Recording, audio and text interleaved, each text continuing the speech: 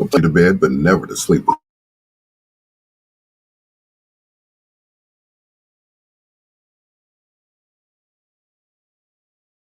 the greatest love song.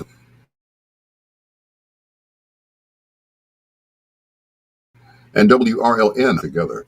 It is your peanut butter brother.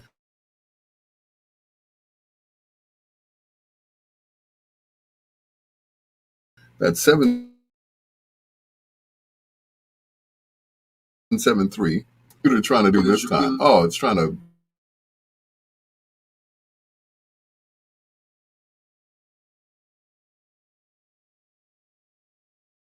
foreplay. It's for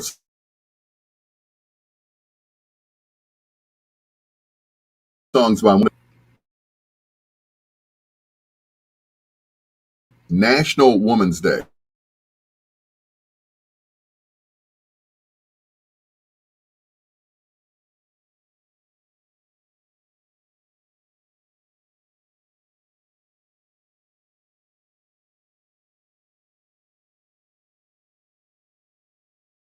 And you are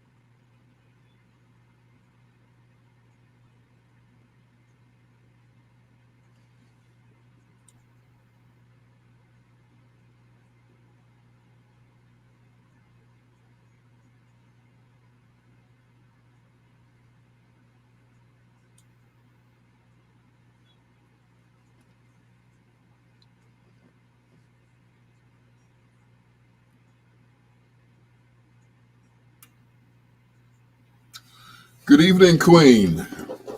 I can see the whatchamacallits now. The whatchamajiggums. The hoochama faces. Good evening, Queen Janine. Rita Mack. Mr. Redmond. Gloria Scales Brown.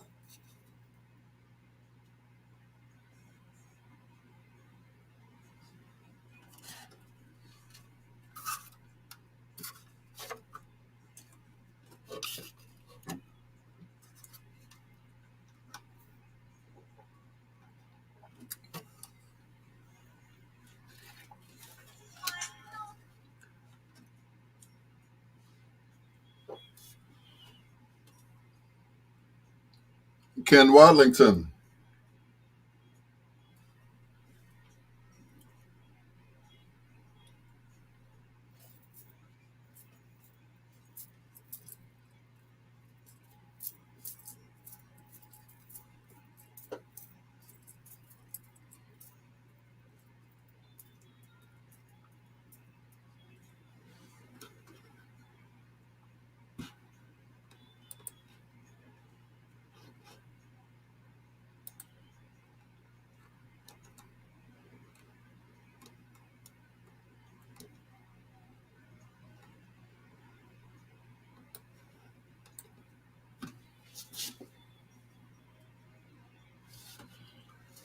Ken Wadlington.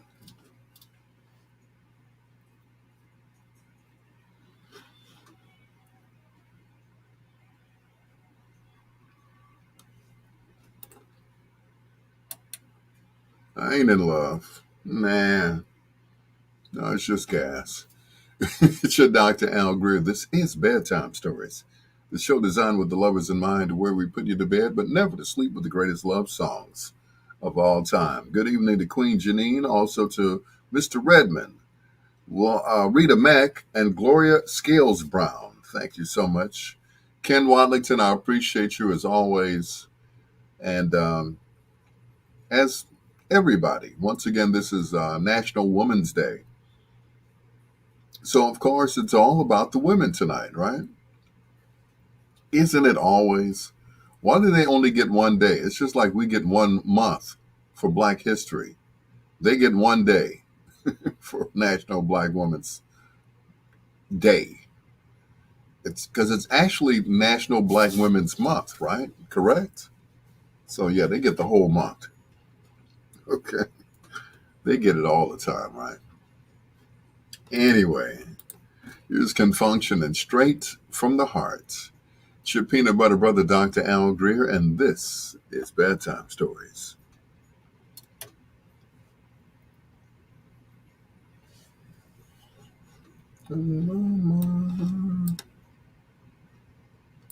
You're to blame.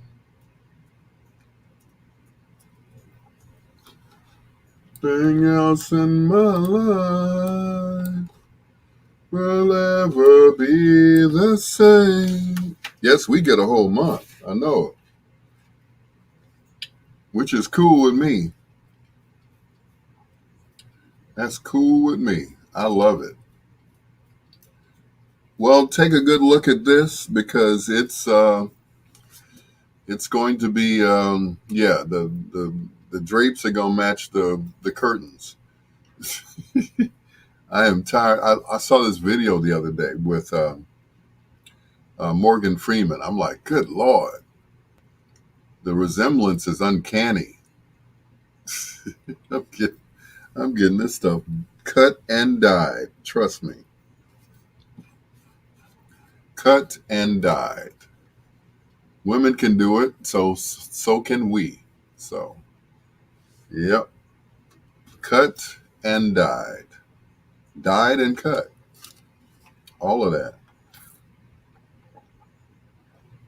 So that's it. That's all. So, yep, no more Morgan Freeman. So, kiss it goodbye.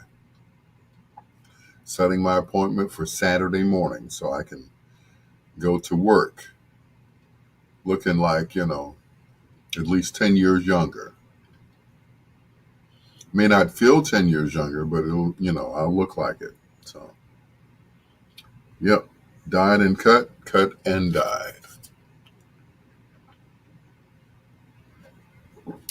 Ah, good old lemonade. Alrighty then. Um, like Janine said, actually in my house, I get every day. I ain't mad at you, Queen. I'm not mad at you at all. That's what I'm talking about.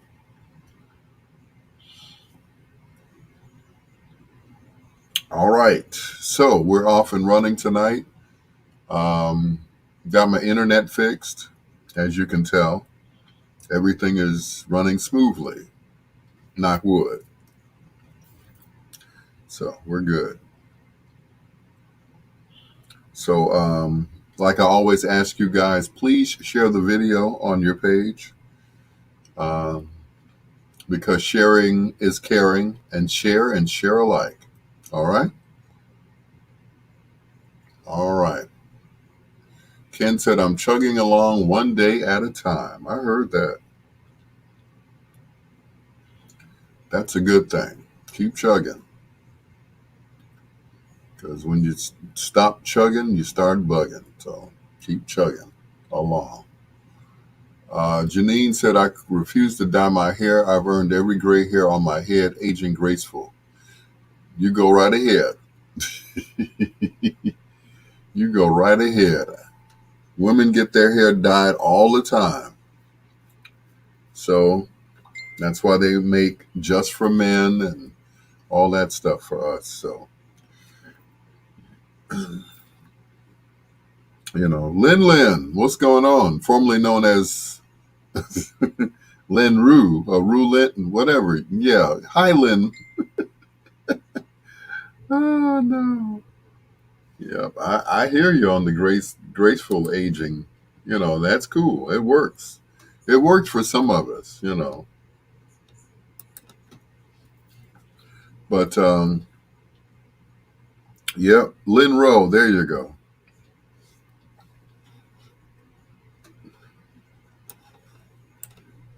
And that's okay. It's cool.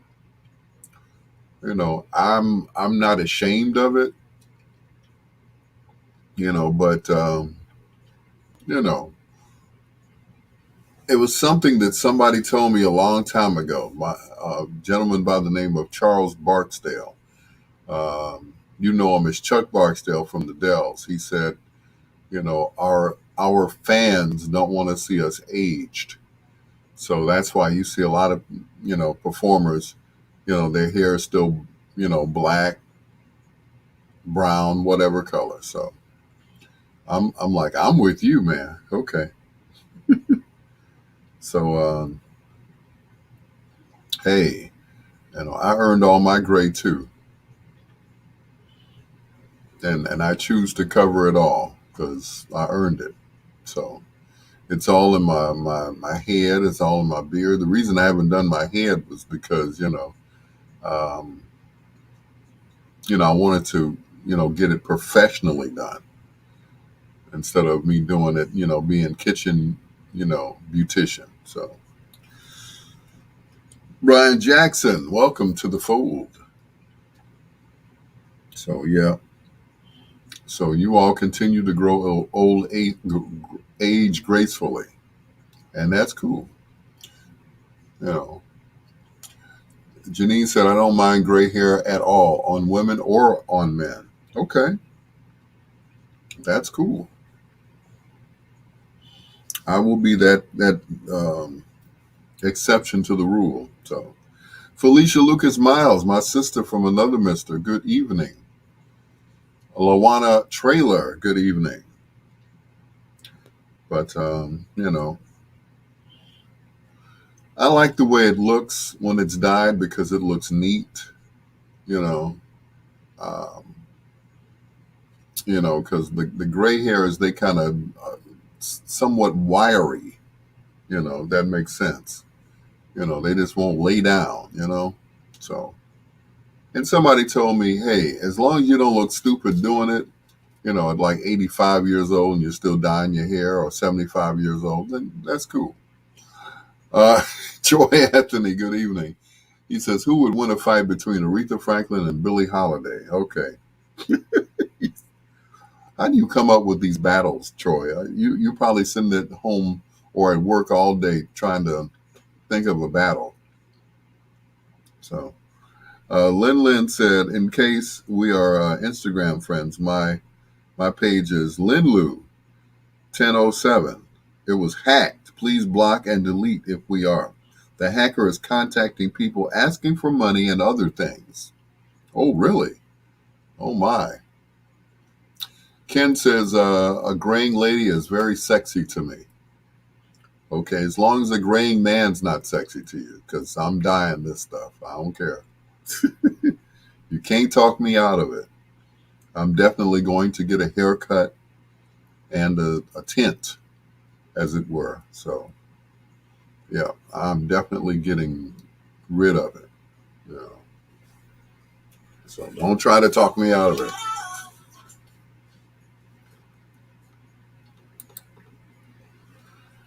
He was on the show the other night.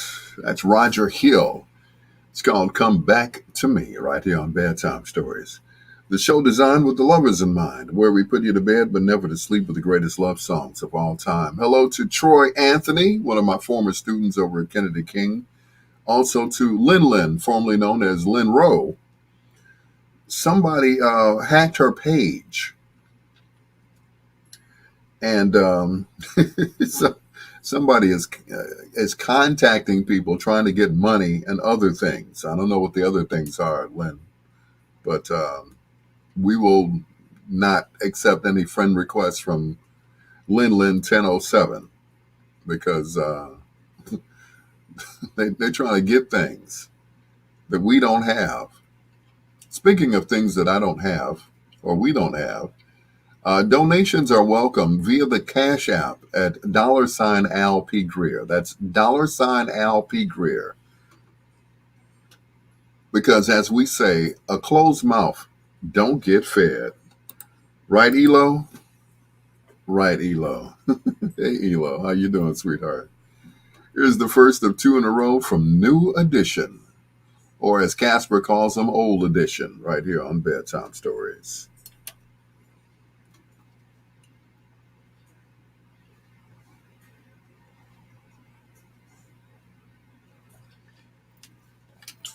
Elo.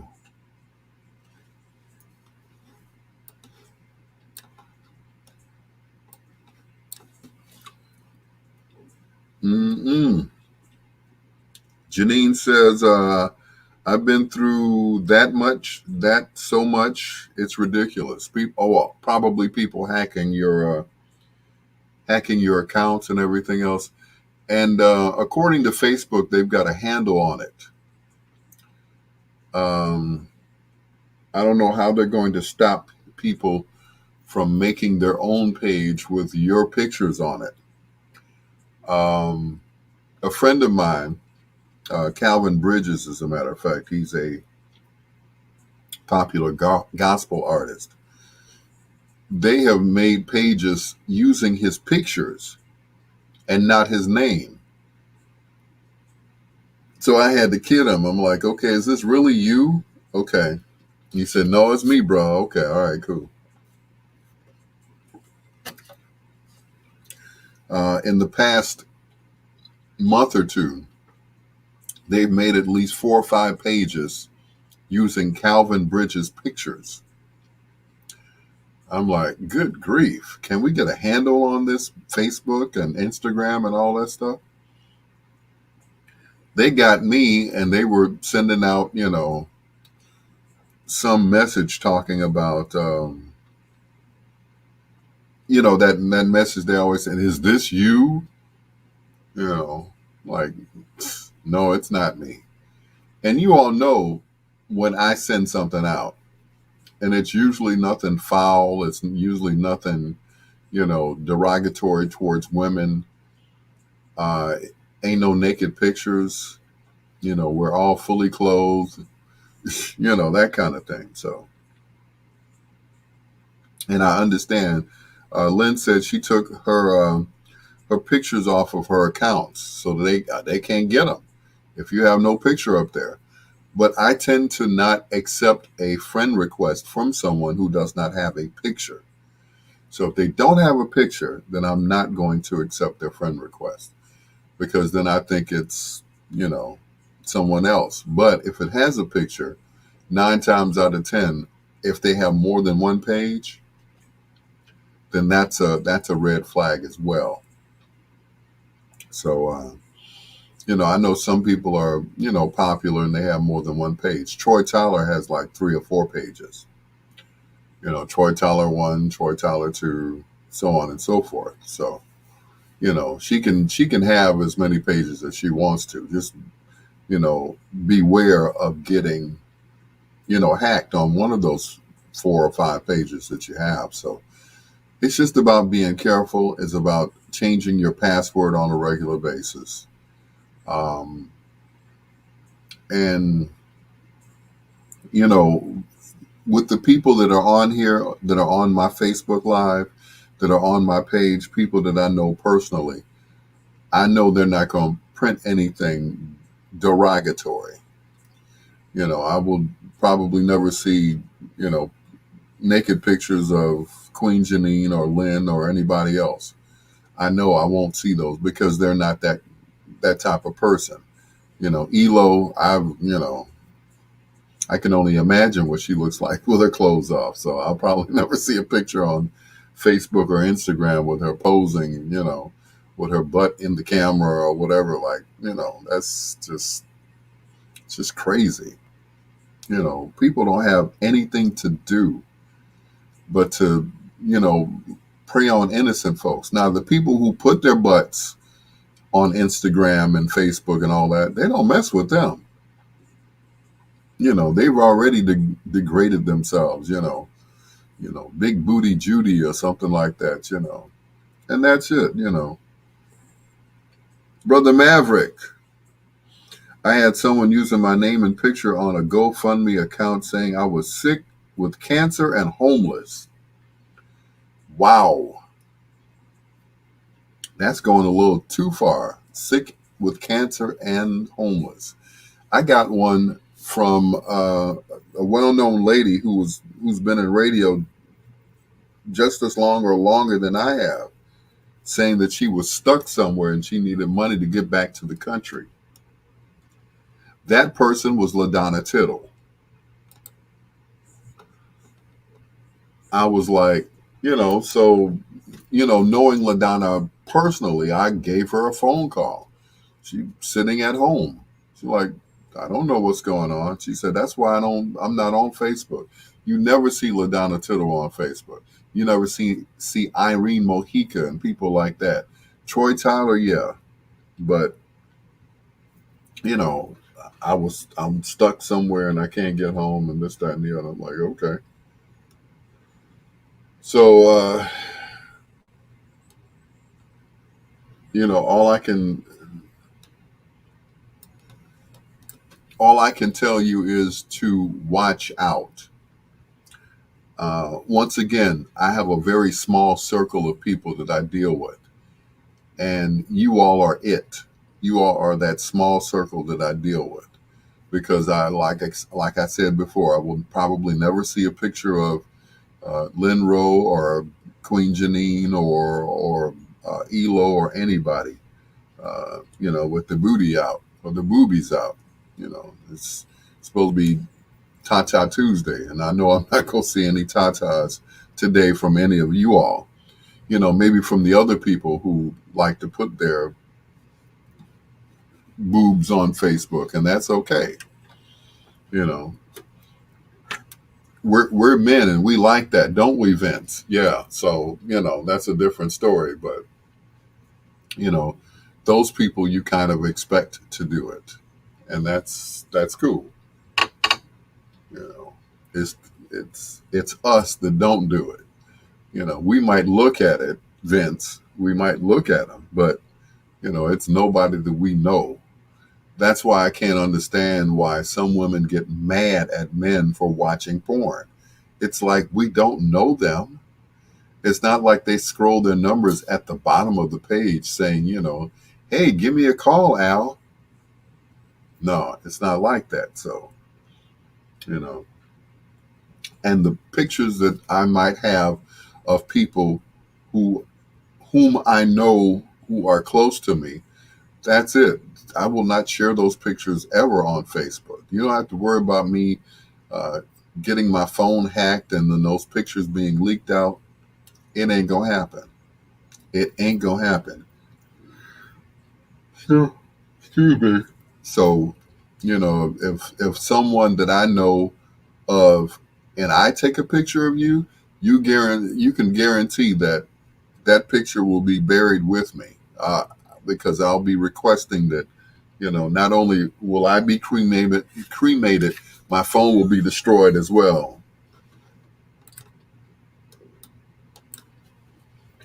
Two in a row from New Edition, right here on Bedtime Stories with the peanut butter brother, Dr. Al Greer. Saying hello to Vince Harper, who's one of my coworkers over at Big Time Menswear in River Oaks, as a matter of fact. And I forgot to mention our sponsor. We're sponsored tonight by Williams Inn Pizza, 2210 South Michigan Avenue. Great pizza, great wings, big old fries, and of course, the best salad in the South Loop. Check them out. Make sure when you go, tell them the doctor told you so. All right? Here's the first of two in a row from the originals. It's your peanut butter brother, Dr. Al Greer, on Woman's Day, National Woman's Day.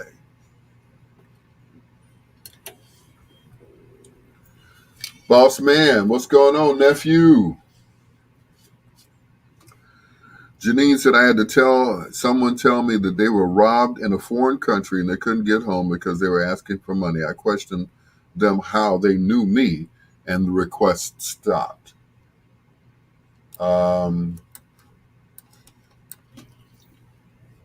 Here's what happened with me, and this was a few years ago. This is when it actually started, a few years ago.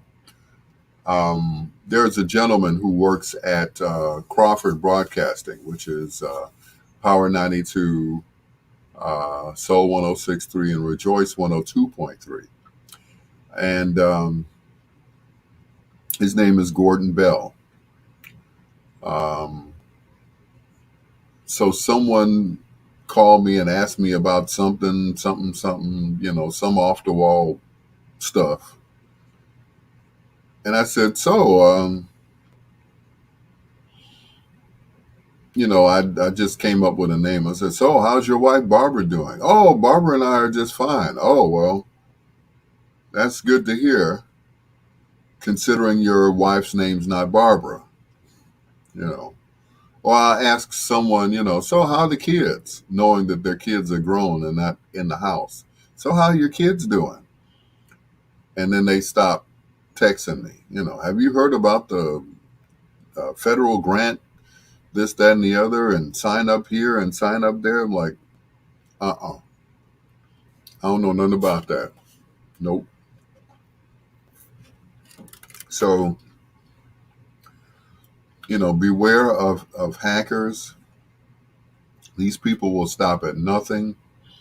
My thing is, they send those requests, send me your Cash App and I'll send you $500. I'm like, if you can't do it immediately and I have to go through channels to do it, then it's a fake. 10 times out of 10, it's a fake. It is a fake. Who's going to just send you $500? The only time I get $500 is for a gig, DJing somewhere, or voiceover that I've done. That's the only time that I will get money like that, either on my Cash App or my Zelle. And those of you who know me, who have sent me, Cash App or Zelle money, I, I wouldn't take anything more than what you send me. And that's it. If you sent me $500, I consider it a blessing. I was about to send you $500, but now I'm questioning myself. Okay. Oh no. But you best believe. Excuse me for 1 second. I'll be right back.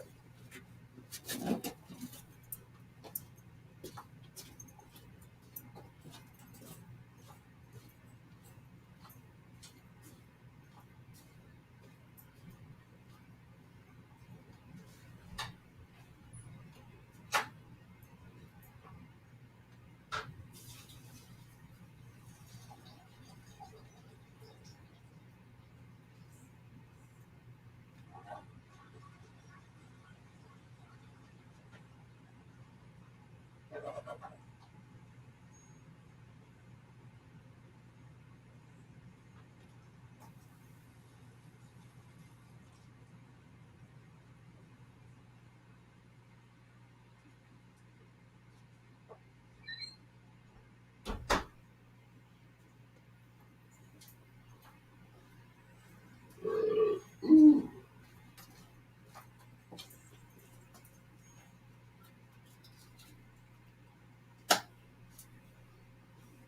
Okay, I'm back. So here's the situation.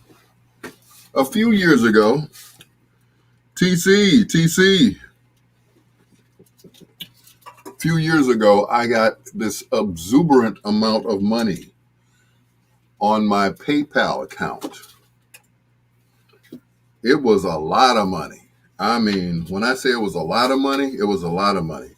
This was, I'm trying to think. It was like maybe 4 or 5 years ago. I had, and I don't mind telling you all that my phone fell down.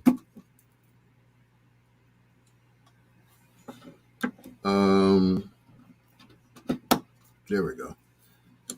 Like 4 or 5 years ago. And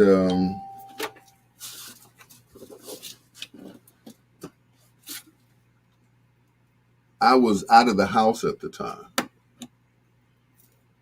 It's been going on for quite a while, right? And I reported this to PayPal, and of course they took all the money away.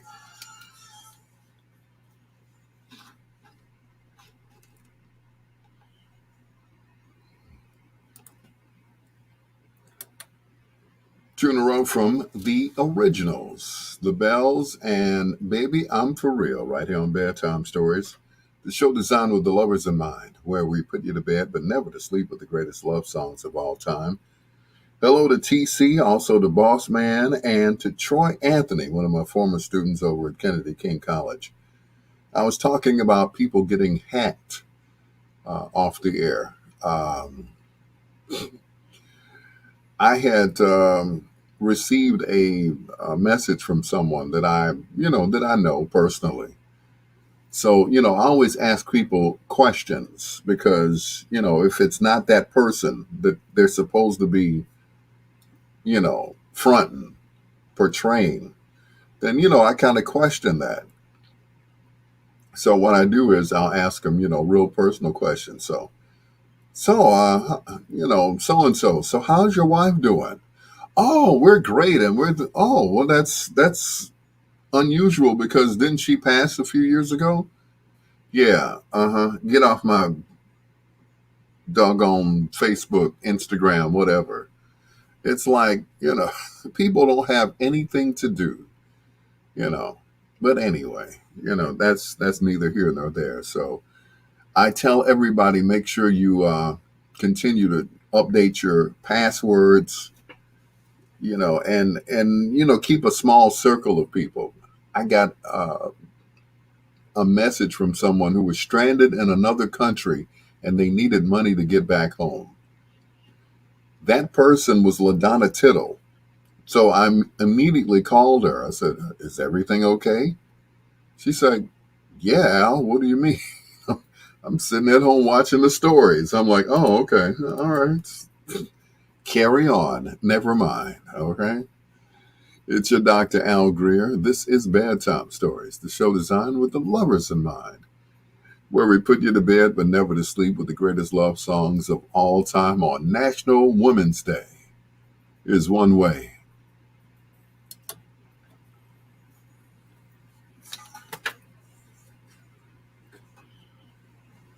Yep.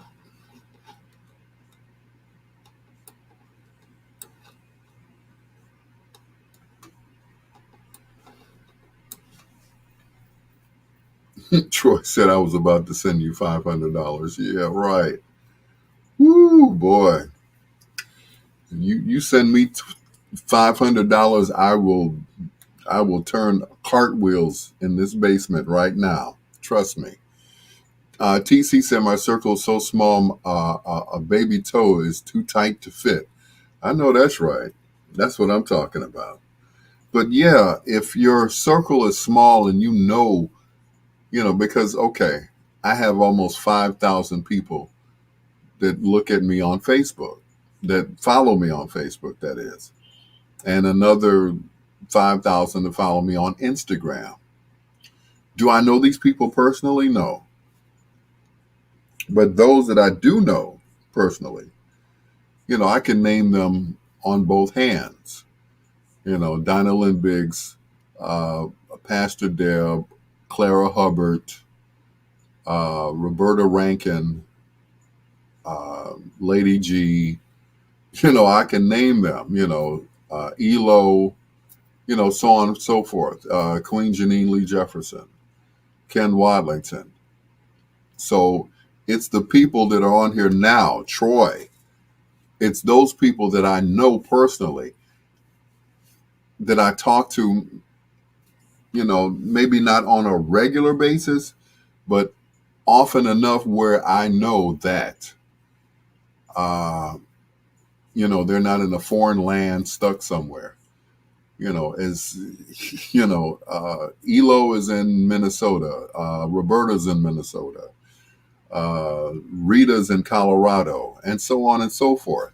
That's probably as far away as they are, or that they will be. Lynn Rowe, I think, is in Atlanta. So, but if they're like in another country, helping the Ukrainians fight the Russians, then I don't know anything about that. You know, and my thing is, good luck over there, and come home safe. But that's just crazy to me. You in a foreign country and you get stuck like that female basketball player. It's like, okay, she got stuck for a reason, right? So the Russians got her. So we're gonna pray for her. We really are. We're gonna pray for her that she comes home, that the Russians let her go and don't torture her or kill her. Because the way Putin is going right now, he don't give no. Okay, he just doesn't. Um, and like we say in church, he's going to die a horrible death. He is. He is going straight to hell. Do not collect $2,000. He's going straight to hell for what he's doing. I don't care what anybody says. You attack another country just to take it over. I'm like, who does that? Hitler gone. Those days are over with. Starting a war with a country that cannot defend themselves. But you best believe they started you know, passing out the ammunition and the pistols. You know, kill or be killed. And that's sad to say in this day and age.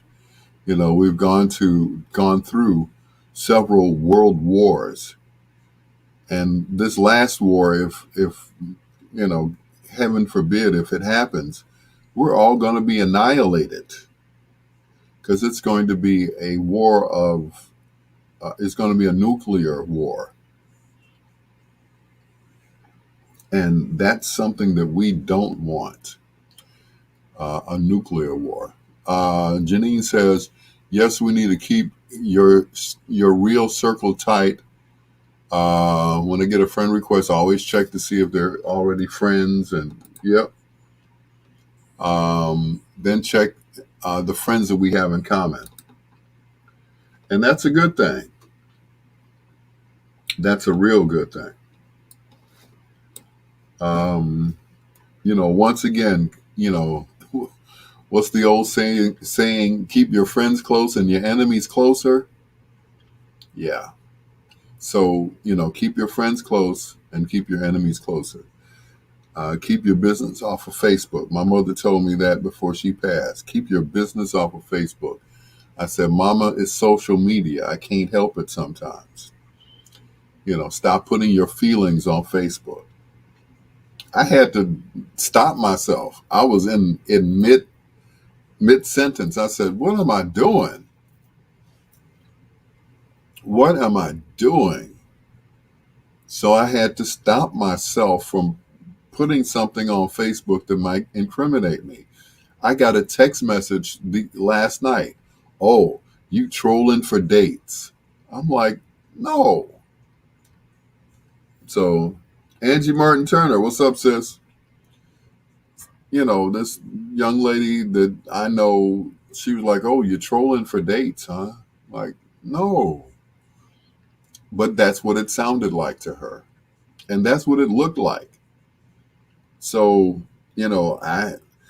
excuse me, I apologize, first of all. If it looks like I'm desperate or, you know, heartbroken and all of that stuff. But, you know, it's nothing that I would not say to someone. You all know my situation. You all know that, so I'm not hiding anything. It's just that, sometimes I don't need to put it out there. You all already know, you know, two marriages and, failed relationship, this, that, and the other. So you all, I'm pretty much an open book. Everybody knows what's going on with me. Some things I hold back on because, everybody doesn't have to know. And there's some things that I know about people, but I will never say that to them. Some things you just carry to the grave with you, or on your dying bed, and they say, "Oh man, man, I'm really sorry." It's like, "Oh, you mean sorry about that time that you," and that's okay, because sometimes you have to, and I say this all the time, either you accept a person the way they are, or you just don't F with them at all. You accept them the way they are. If they're a liar, a cheater, a wife beater, a dog kicker, they shoot birds out of trees just for fun. Either you accept them the way they are, flawed, or you don't accept them at all. That's why my circle of friends is so small. And that's why I don't consider everybody a friend. I consider those people associates, people that I know. Like, for instance, they used to ask me, so do you hang out with your GCI coworkers? And the answer is no. Crazy Howard McGee and I have never been out to lunch, dinner, breakfast, or anything. Never. Gene Sparrow, nobody. I can't remember anybody that I went out with besides the people who work on my station that I've been out with. I can't even think of another radio personality that I've gone out with. I'm trying to remember. And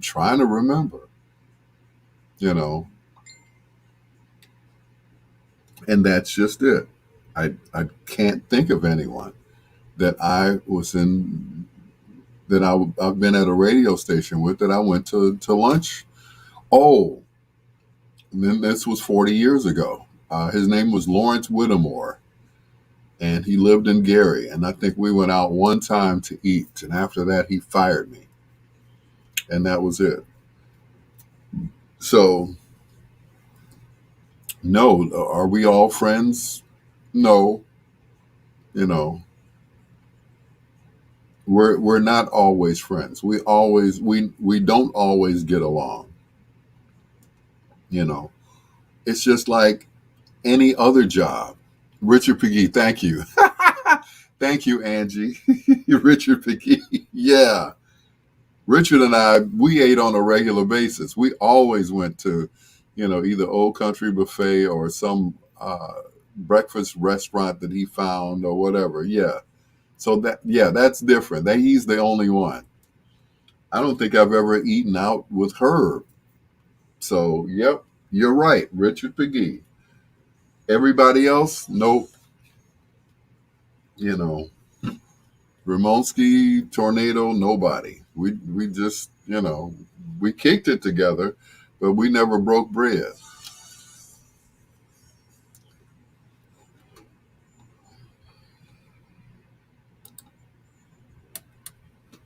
The Ohio Players and Sweet Sticky Thing, recorded right here in Chicago. It's your peanut butter brother, Dr. Al Greer, and this is Bedtime Stories. Saying hello to my nephew, Boss Man. Thank you for checking in on Facebook. Also to my sister from another Mister, Angie Martin Turner. Slip of the tongue. Yeah. Okay, Andy. Also, also TC. Thank you so much for checking in on Facebook. I appreciate you guys. Those of who are on Facebook right now, make sure you share that page with other people. So, like I always say, one of these days, I'm going to be famous. Maybe in another 40 years. I don't know if I live that long. It's Al Greer. This is Bedtime Stories, the show designed with the lovers in mind, where we go. I know you're going to get me, Angie, for that. Yeah. Where we put you to bed, but never to sleep with the greatest love songs of all time with Billy Paul and Let's Make a Baby. Maybe not. Let's just practice making one, okay?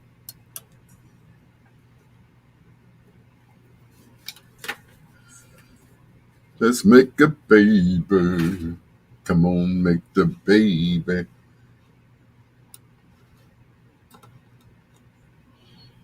Mm-mm. Andy. Sorry. Sorry, sis. Mm-mm. Yeah, wouldn't that be interesting to find out my sister was a mister, all these years? Good Lord.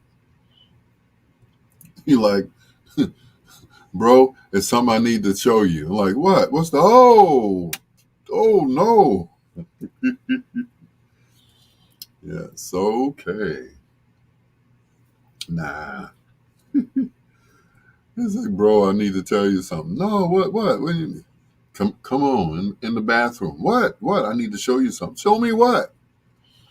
Oh my God. And it's bigger than mine. Oh. I told you. Anyway, but yep. Keep your circle close.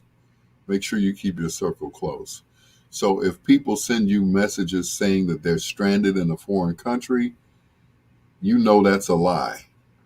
Because okay, I just talked to you yesterday, and you were just at Gurney Mills or something shopping. How the hell did you get all the way out of the country that fast? You know, you must have took a plane from Gurney Mills and just, you know, but there's a whole lot of hacking going on. So, you know, I can just say this: be careful.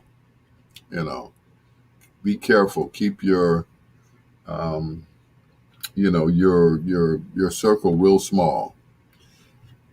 When people and I get friend requests on a regular basis on Facebook. on a regular basis. People on Instagram, hey, why don't you share your picture on our page? Why? I just put my picture on my page. Why would I share it on your page? So you can make your own page using my picture? No. One lady wanted to make a cartoon out of me. And I was like, oh, okay, cool. Make a cartoon out. And she wanted, I forgot, it was like $50, $75, something like that. And I was going to pay it, but she kept not hacking me, but haggling me. She kept saying, when you going to do it? When you going to do it? When you going to send me the money? When you going to send me the money? I'm like, hold up, sister. Sister, I'm going to send you the money. I'm not going to send it right now. So, I'll send it when I get it. But she kept, hounding me. And finally, I had to unfriend her. Troy said, do you think George Benson was happy about Robert Guillaume using his name for a TV show? Benson? Krause? Anyway, George Benson. Wouldn't that have been something? Dun, dun, dun, dun, dun, dun, dun, starring George Benson as the butler. No. Anyway, Chris Bass. Help, I've been kidnapped. I'm in the home of the Hoagies. You stupid. Oh, no. Oh, Lord. Oh, Lord. Mm-mm. That would be something there. Oh, no.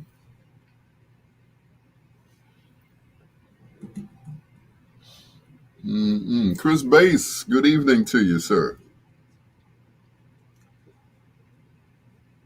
Don't forget CBI's, Chris Bass Interviews. Yep. And great interviews, I might add, too, yes.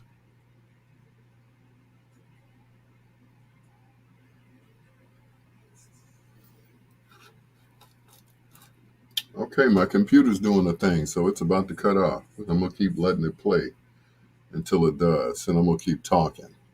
Chris Bass, thank you so much for joining us, as always, my brother. I appreciate you. And you all don't forget to share the page on your page. Share my page on your page, and so on and so forth. All right? Cool.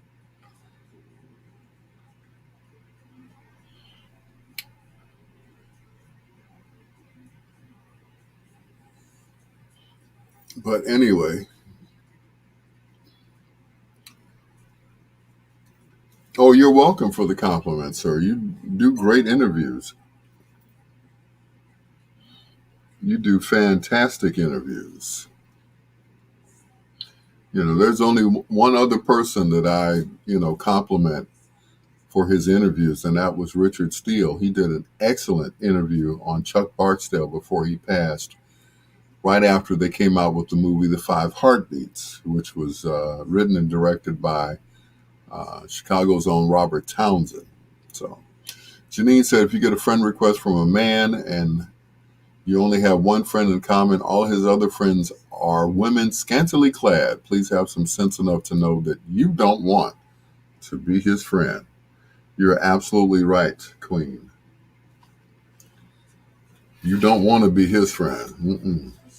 Did you tell him about our date? No, you go right ahead. Mm.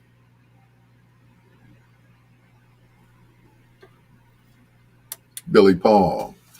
And let's make a baby right here on Bedtime Stories, the show designed with the lovers in mind, where we put you to bed but never to sleep with the greatest love songs of all time. My computer is doing a thing right now, so I'm going to just keep talking. But like I was telling people, off the air, if you know of someone or someone, sends you a friend request that you don't know, 9 times out of 10, that person is, trying to hack somebody else's account. And, they're trying to get information and this, that, and the other, and which is not cool. It's not cool at all.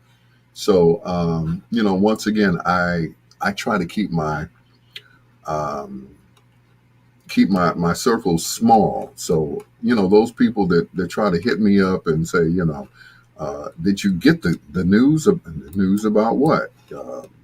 So and such and such, and this what is it?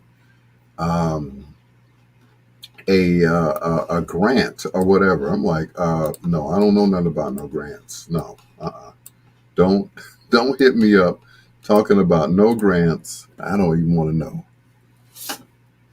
unless unless you don't have to pay them back. You know what I'm saying? Anthony Dearborn, thank you for checking in to Bedtime Stories. But yeah, unless I get to keep that money. That's what I'm saying. If I can keep the money, then fine. But the government ain't giving no money away to anyone, okay?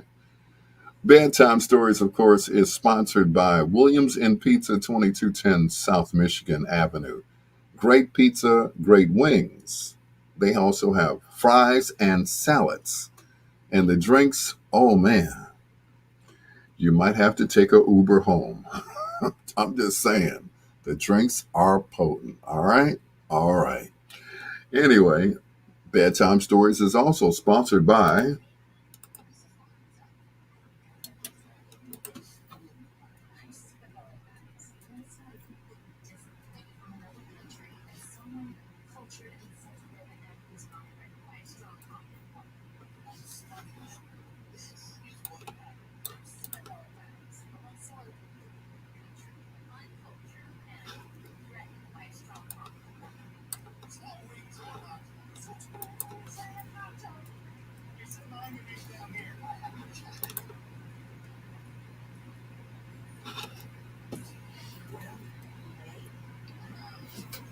Oh, thank you, Troy.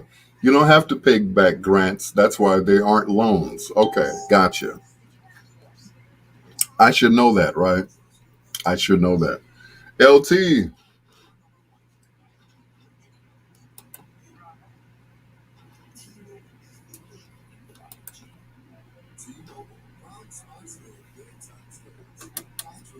on WOSD Radio DB Chicago, WDLB Indianapolis, and WRLN, the best music of your life.com, a Ray Neal media station. Hello to everyone who's listening, especially those people that I just mentioned.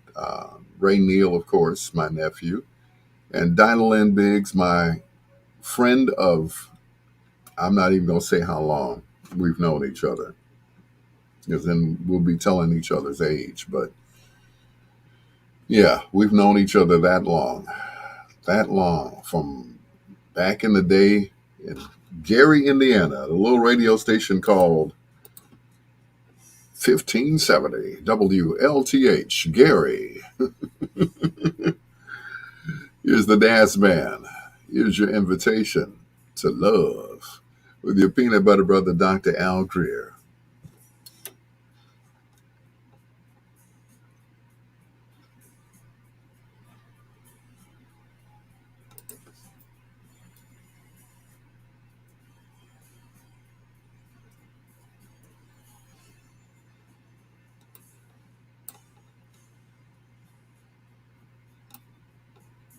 Girl, here I am. Drop your pants. Oops, sorry. Chris Bass, proud of you, boy. You got Bedtime Hoagie sponsored. Thank you. LT. Yep. Finally got a sponsor. I tell you. Yep. After all these years, after 5 years, I finally got a sponsor. Thanks to Dinah Lynn Biggs. Thank you, Dinah Lynn Biggs. That's my friend.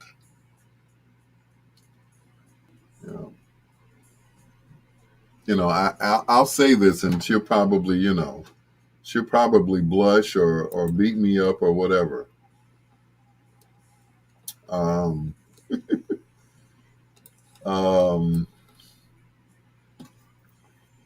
she's probably one of the only women that I have been in the bed with and nothing happened. One of the few women. Like, did you have to put that out there, Al? Yes, I did. Yeah, yeah. I put that out there. So yeah, she's one of the few women that I've been in bed with and nothing happened. That one out of that one out of 100. You know, and when we were younger, I would stay the night in Gary. I would go visit her and everything else, and I would end up reading to her daughter, and that was it. But that's the kind of friendship that we have. It's certain people you just are friends with. They say that people who are of the opposite sex can you be friends with someone of the opposite sex and not have sex? And the answer is yes, if you're not attracted to them like that. Don't get me wrong, Dinah Lynn is very attractive, but we look at each other and it's like, oh, nice dress, nice suit, okay, cool, and that's it. I've thank you, Angie. One out of a million. Out of a million. You know, her and I have been in dressing rooms getting ready to go out on stage and host shows. They're like, "Do you all need separate dressing rooms?" No. Mm-mm. And that's just it. You know, I'm one of the few men who've seen her without makeup. Okay. So what does that mean now? What are you saying? What are you saying, man? Anthony Dearborn, what's going on? You know, but some people you just pounce on, and others you just are friends with. You know, LT and I have been friends for years. And that's it. That's just the way it goes. We're you know, just buddies. Buddy, hey buddy. Good night. Who's going to bed? I'm about to call it a night. Okay. LT, thank you.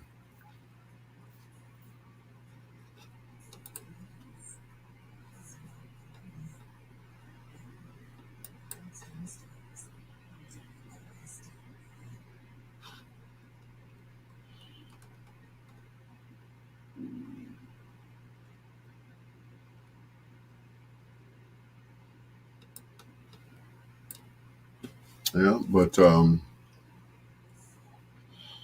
you can be friends with somebody and their kids call you uncle, and that's it. You just, you know, that's how it is. You just get along on that level. It's not always about, I remember back in the day, I did strip shows with ladies, and we would all be in the same dressing room, dressing and undressing and putting on outfits and everything else. Even after I stopped dancing, those people kept dancing, and I would, be in the dressing room with the ladies, and they would treat me as if I was, like a brother, little, big, whatever brother, and that was it. And you don't have to, you know. Plus, it's a certain type of woman that I'm attracted to anyway, so you know, it ain't happening. If you don't have what I'm looking for, it ain't really happening. And and any one of the young ladies on here that know me well, um, you know, LT and Angie, who've known me for years, it's got to be a certain type of woman that I like, that I will, you know, that I will jump on. And that's it. If you don't look like her, then it ain't happening. Shanita Gayton, good evening. Welcome. welcome to the pate. So if you don't have those attributes, then I am just not, yeah, not interested. And that's it. I like what I like, and that's all. All right, all right. Now I'm gonna leave that alone, and I'm gonna once again ask you guys to go ahead and share the video on your page. I see that I have I'm up to 11 people, so if you 11 people, or yeah, share those, and that'll turn into 22 people, and so on and so forth. But thank you very much for being a part of this live. I'm glad that uh, my screen is not freezing up tonight. Um, I got my Wi-Fi hotspot on one apparatus, so everything is split up. So, and it's working real good tonight. I am happy. So, thank you so much, Troy Anthony. Send me that money, Troy. I know you're kidding, but yeah, I just paid my car note today. I feel like a big kid now. I'm a big kid now. I paid my car note. Yeah. What'd you say, Elo? Thank the Lord. Okay. Mm-mm. Yeah.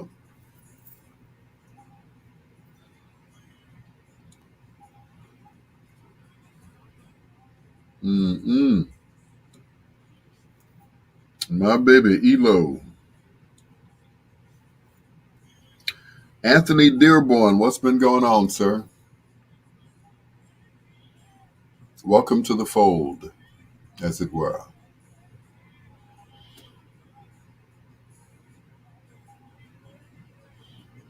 Yep. LT, hope you had a good day. Thank you so much for checking in. As always, I appreciate you. Yeah.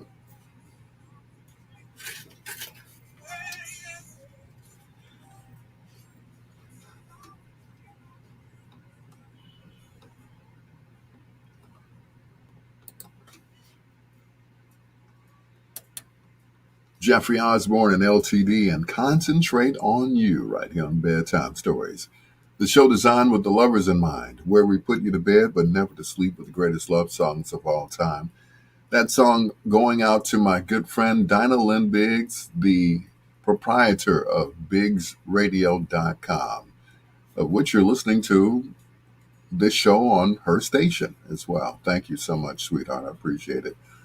And thank you for hooking me up with Mr. Hill last night. Roger Hill. That was a great, not an interview, but it was a great conversation. Usually the interviews last no more than 3 minutes, maybe five.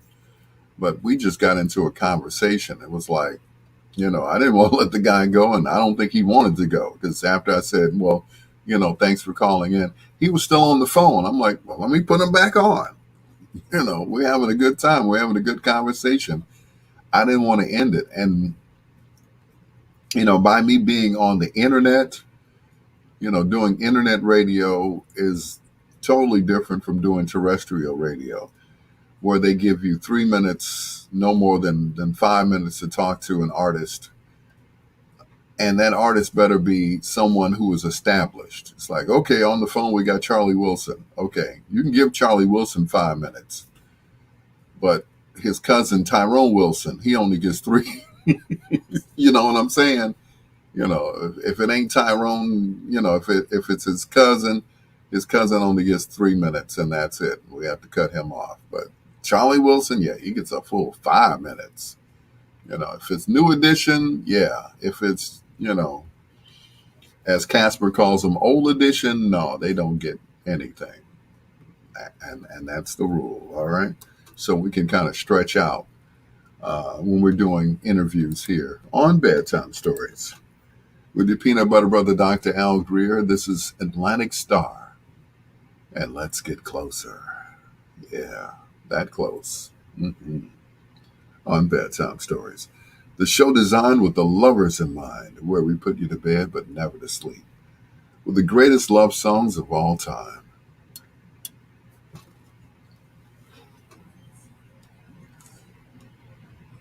Well,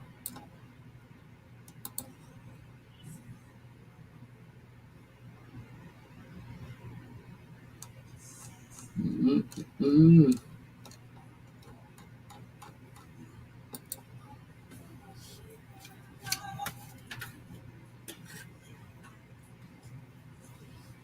let's get closer.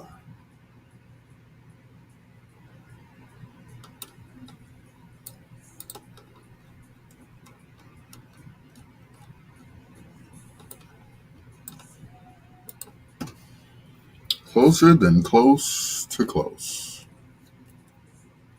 Mm-mm.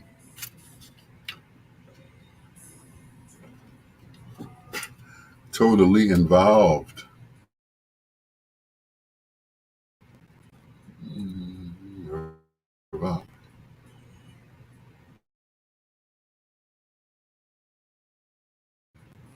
We hooked for life, hooked for life, hooked for life. Mm-mm.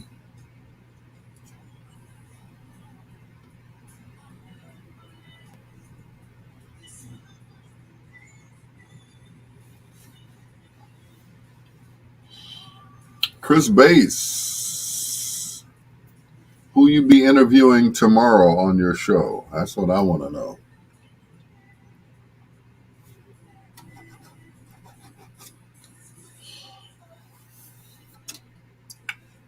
And it's funny. Recently, I've been interviewed by Dr. Ron. I've been interviewed by Chris Bass, and this Thursday, I'm supposed to be interviewed for a documentary on Kennedy King College's radio station. So that I'm looking forward to. Another one of my former students, besides Troy, Levita Moore, will be coming to interview me. Bringing a whole camera crew and the whole thing. I'm like, ooh, that ought to be cool. I'm looking forward to that. Um, she asked me that I want to be interviewed. I'm like, of course. That's how I keep my name out there. So yeah, put me on. Put me in the game, coach. Yeah, I can't wait for that. So that's this Thursday. So I don't know when the actual interview will be aired, but I'm looking forward to it. I like doing interviews on people, but it's very rare that I am on the other side being interviewed. So, and trust me, it's not an ego thing. It's not about ego. It's about, just basically keeping my name out there. So, Kevin Worley, my brother from another mother. Yeah. But, yeah, um, like I said, I'm looking forward to it. It'll be a change of pace to be on the other side of the camera. You know, so I can't wait. What's going on, Kev? Working hard over there at UPS. I hear you, brother. And I don't know why I thought of this, but a few years ago, I applied at UPS, and they took one look at my age, and they were like, "Pops, you better go somewhere and sit down. You're at an age where most people are retiring. You know, you're 60 years old and you want to start a career? Nah, not unless you're going to be a supervisor or something."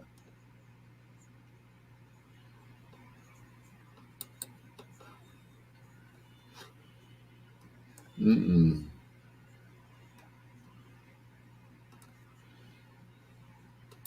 Yeah, not unless you're going to, uh, do a entire 360. Lawana, her, yep. I applied for UPS, CTA, and FedEx. It's like, you don't want to work here. Also applied at Enterprise to, the car rental place. And they're like, no, you don't want to work here. Right? People are retiring at my age. Why, would I get a whole 10 years out of this job, or maybe even 5 years? Because what, the retirement age is 65. So I'm starting at 61 years old, and I got a good, 4 years? It's like, no, it ain't happening. They're not even going to waste their time interviewing me. You know, CTA, most of my buddies are retiring. Sydney Brooks, DJ Kenny G, they're all retiring or have retired. Um, Chef Greg Dorsey retired from the post office. He had been there for, some 20, 30 years or whatever. My nephew, he retired and went back to work, because he could still do it. He works for FedEx and is a supervisor. But, you know, me, no, nope. It ain't happening. So, two more for you, two more for Kev. See, after that, he can sit on his you know what and collect a pension and sit at home and have full benefits and everything else, and travel and do what he want to do.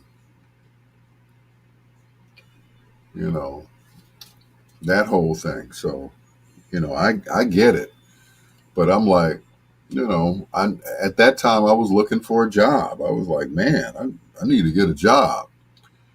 And a couple of them, you apply online, and you have to put in your right birthday.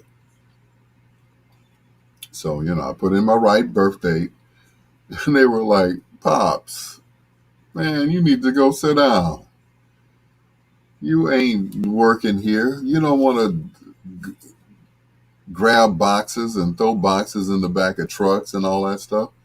I said, "But I can do it. I can do it. All I need is put on one of them weight belts, and I can throw boxes." I'm like, "No, you better sit down.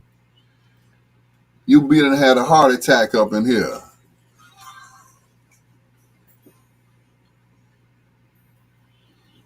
Till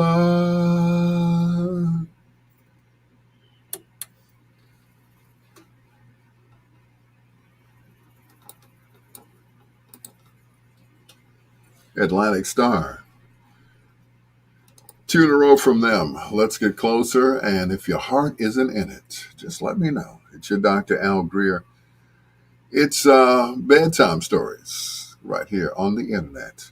We were talking about me getting a job at a certain age. I applied for CTA, UPS, FedEx, and they would not hire me. They wouldn't even hire me at Enterprise to just drive the car out and say, "Okay, here's your car rental." They're like, no. At that age, most people are, people are sitting down. People are retiring. I should have applied at Southwest. I'm sure Southwest will hire me to do something, wash the plane down or something. This is Red. Do you know a DJ named Billy Kirkland?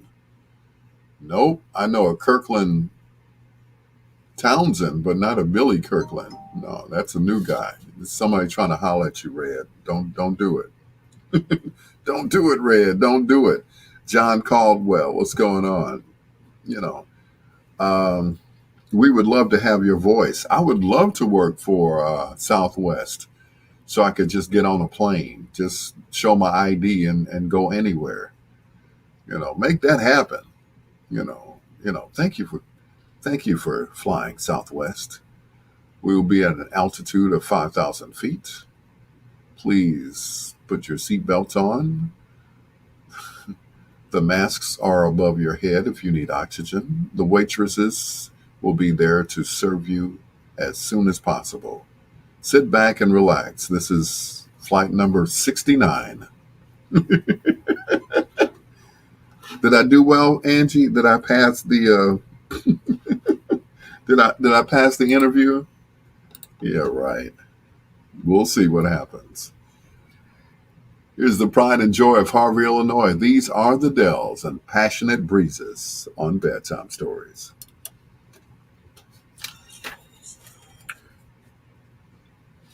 Mm-mm. DJ Billy Kirkland. No, I don't know him. Does he say he knows me? Mm-mm. He said, you sick.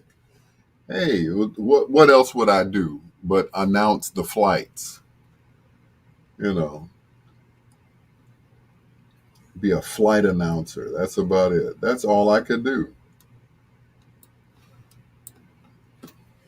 You know, Southwest is hiring. Al, check it out. Ground crew. Okay.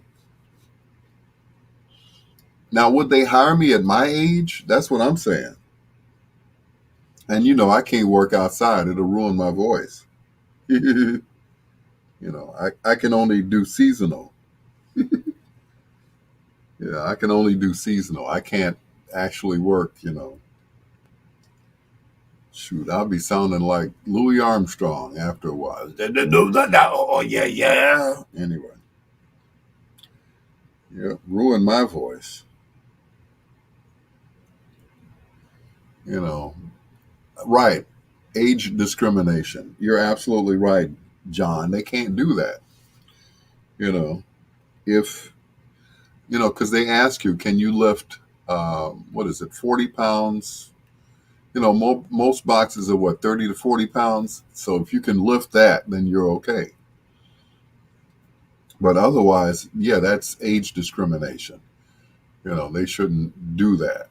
They should allow me to, park and pull out cars over at Enterprise. So, yeah. They should, but they won't. So that's it. But yeah, that is age discrimination. So, which happened to me a few years ago when I was working. Oh, it's 70 pounds at the PO. Okay. Thank you, Elo. Yeah, unless I have a dolly or a forklift, that's. Angie said, do what it do, sit your butt and say thank you for calling SWA. How can I help you? That I can do. I do that well. Sitting on my butt, I do that well. Yeah. That I can do. You're absolutely right. Sit on my butt. So, yep. I can make it. I can make it do what it do, baby. Yeah. Sit on my butt. Thank you for calling Southwest Airlines. May I help you? This is Al. How may I help you? Oh, I thought this was a recording. No, this is my voice. It's my real voice. You sound like that guy on the radio. It's like, Southwest Airlines. How may I help you? Yeah, you sound like that guy. You can always go back to your old career, and that was being a stripper. Thank you, Daryl. Thanks, Daryl. One of my oldest and dearest friends, ladies and gentlemen, is once again busted me out. Yes, I was and I wasn't a stripper. I was a male exotic dancer. There's a big difference. Yeah, there's a big difference. I was a male exotic dancer. Kevin said, cleaning the airplanes when they land. That's a lot of air. How do you? Well, I know how you clean them. It's like a bus, but it's like it takes you because a few years ago I had applied for CTA, and it was actually a separate entity of CTA. What they were doing was hiring people to wash down the buses. Well, this was before COVID, and I had applied for it. There was a line all the way down the street at St. Sabina for people to get into this program so that they could wash down buses. And that's what you did. It takes you an hour to wash down a bus, an hour. So if you work 8 hours a day, you're cleaning 8 buses, period. I was like, oh, okay, 8 buses, 1 bus an hour. I didn't bring that one up. I can't be there to pick up your clothes. Mm-mm. I know, throw up on the seats and the rugs. Yeah, I can't. Yeah. But to wash down a plane. Now, if it takes an hour to clean a bus, I can imagine how long it takes to clean a plane inside and out. Yeah, I could just imagine how long it will take to clean a whole plane. If it takes an hour to clean a bus, yeah. And like you said, Daryl, throw up on the seats and the rugs. It's like, nope, I will pass on that, ladies and gentlemen. No. Uh-uh. I I remember as a kid, we had dogs, and the dogs would be on the back porch. My dad would keep the dogs on the back porch. And the dogs sometimes wouldn't make it outside to poop, and he had to clean the back porch. And I could hear him hacking from the smell of the poop on the back porch. Yeah. 147 to 100 147 to 172 seats. Yeah. So it takes, a whole 8 hour day to clean one plane. Yeah. After that, I'd be no good to DJ anywhere. Just the inside, not the outside. Oh, well, yeah. I mean, if you clean the outside, that's like, bird poop and everything else. You'd have to climb up on the plane. And I'm sure they have something to clean down, to wash down the plane, some kind of jet stream but 147 to 172 seats. Good Lord.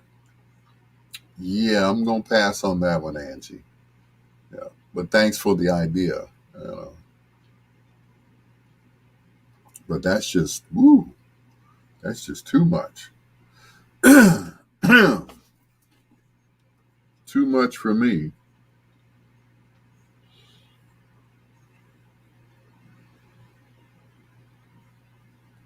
Mm-mm.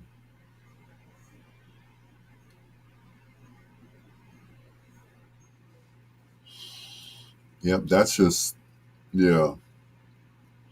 That's for a young person to do. Yeah, that's for a young person.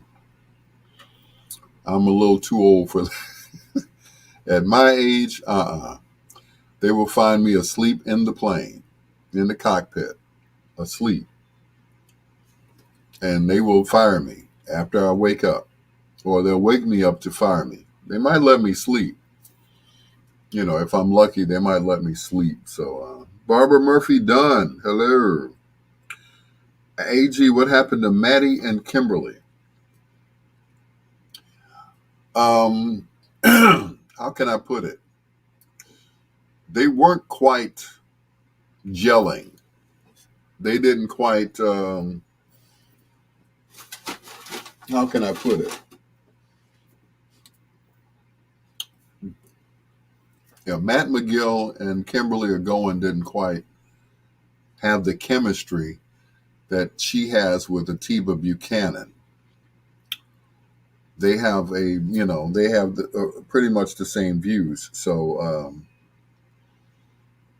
Matt always wanted to be the star of the show. Well, in this case, Barbara Murphy Dunn, um, Kimberly is now the lead in the show.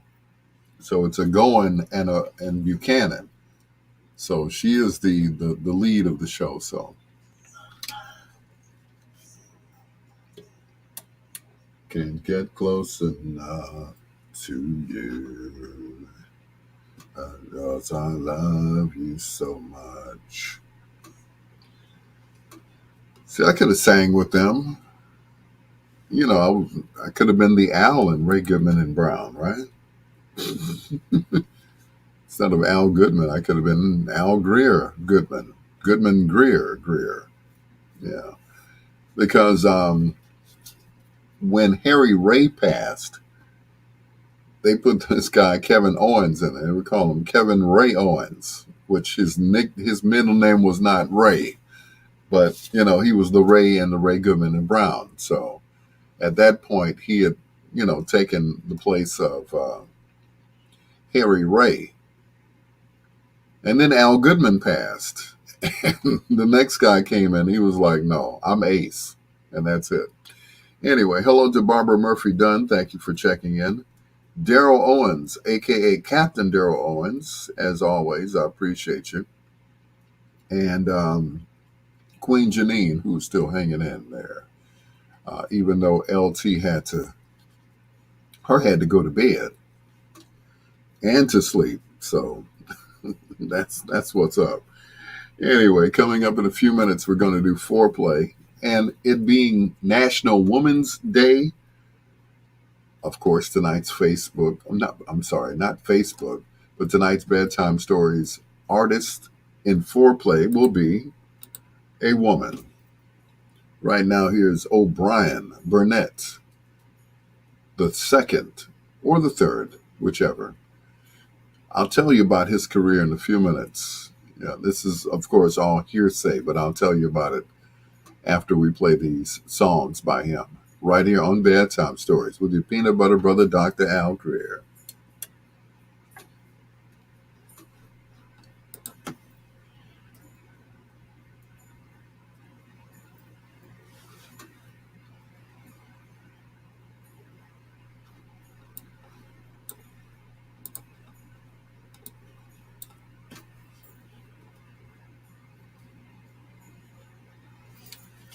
So Maddie is a bartender and Kimberly is saying, yeah, Matt is a bartender by trade. Excuse me. And Kimberly is an attorney. She's attorney Kimberly Ogoin.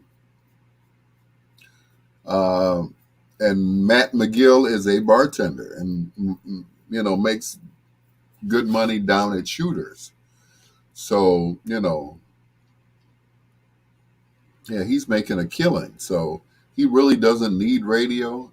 In fact, I think he was just doing it just for the fun of it. So that's what happened. They weren't quite getting along, which happens sometimes in radio when two people are paired together who have never worked together, who didn't know each other in the first place. Case in point, I hate to put their business out there, but it's no secret.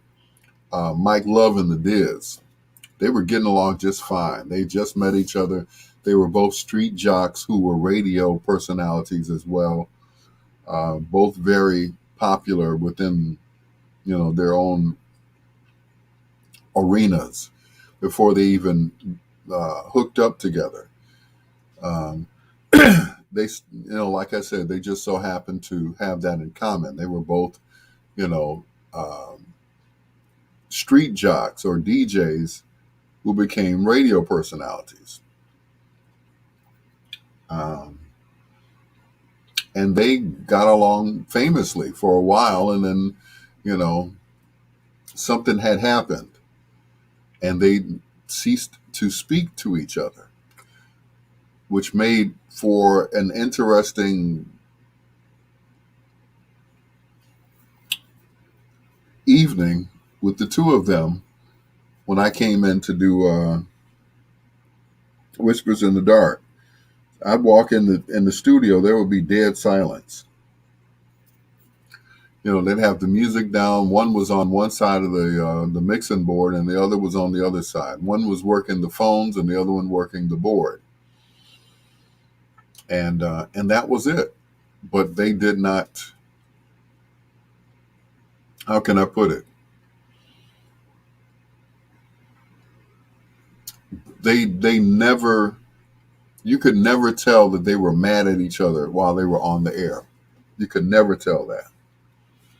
They always sounded uniform. They always sounded, you know, they were always professional, which was a good thing. Mike Love and the Diz were always professional, no matter what. So that was it. So yeah, they paired Matt and Perry. They got along. They had a good show for a while, and then they paired Matt with Mays, and that was a disaster because Mays had never been in radio before, but Matt had. So they were fighting over who was going to have top billing. Excuse me. So that was a train wreck. They paired Mays with Charles Thomas, who had retired from Channel 7, who walked out one day. He's like, I don't need this. And he walked out. So that was it. So, Matt and Perry got in at the same time and did a show. They split them up, and they put one on this time and one on the other time. So, and then you had Cliff, who never had a co-host except for Jonathan Jackson. That was the only co-host that he ever had. So I really like Maddie and Perry, not that Mays though. I know everybody. Mays was like, how can I put it? Mays was like caviar. He's an acquired taste. Didn't like his voice. His voice was just a mix between Chris Rock and Chris Tucker on helium. It was just, But I will say this about Mays. Mays had a following. We went to the West Side. Cheryl Burton and Jim Rose. Yeah, that was a train wreck as well. But Mays had a following. We went to the West Side. We did a remote on the West Side, and people clamored into that McDonald's to see Mays, and they loved Mays. We did a remote over at the Jewel Osco over on 95th Street, and they clamored to see Mays. Oh man, they just they wanted to see what he looked like. They wanted to sign autographs with him and all that stuff. I was like, okay, cool. So, but Mays stepped down from VON, citing that he was stifled. He wanted to say things on the air, but he wasn't allowed to, like things directed towards the mayor. And he was told that, you can't say that, man. You can't say that. So that was the end of that. Charlie Hayes wanted to vent from all them years at Channel 7. He received the Soul Brother He revived the soul brother in himself and couldn't do it over at Channel 7. Yeah, yeah. Lady G.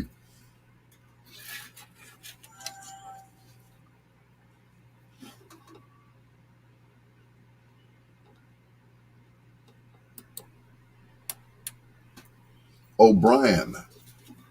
Two in a row from him. A remake of Still Waters and, of course, You and I, which is also a remake as well. It's your Dr. Al Greer. Hello to Anita, also to Lady G. Thanks for passing through as always. I appreciate you. Thank you, Anita. Anyway, here's the quick story about O'Brien.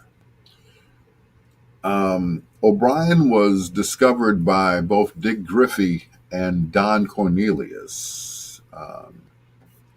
Dick Griffey and Don Cornelius went into a production deal, which is how we got Solar Records. Originally, it was called Soul Train Records, but Dick Griffey bought him out. Don decided he didn't want to be in the record business, but he wanted to be a manager. So he was the manager for O'Brien Burnett, which is his government name, but just simply O'Brien. Well, here's what happened, why we never heard from O'Brien again. Don Cornelius had him blackballed, and this was the story that I heard. So, don't quote me on this, but this is what I heard. They said that Don wanted favors from O'Brien, and O'Brien was like, "No, I'm not going to do that. I'm not going to do that." So they said that was his last appearance on Soul Train. O'Brien had done one of the theme songs for Soul Train. It was Soul Train's Coming. Yeah, that immediately got pulled. And he never made another record again. He was signed to Capitol Records, where he did songs like The Gigolo and You and I and, so on and so forth. But Troy Anthony said, "I wanted to be Don Cornelius for Halloween, but my voice is too deep." Okay, Troy. But anyway, they said that Mr. Cornelius had him blackballed. So therefore, he was done in the business, because once you get blackballed by the Don, you're pretty much done. You can't, you're done by the Don. So we never heard from him again. But somewhere out there, Mr. O'Brien is somewhere. We don't know where he is. I never heard of him, passing away or anything. So who knows? Maybe he might make a comeback. And then Troy can play Don Cornelius on American Soul. Yeah, right. Here's Michael McDonald. You belong to me on Bedtime Stories, just ahead of foreplay. Lady G, my friend, called me, and there's 55 people on the wait list. What wait list is this? Good night, Lynn Rowe, formerly known as Lynn Rowe. Lynn.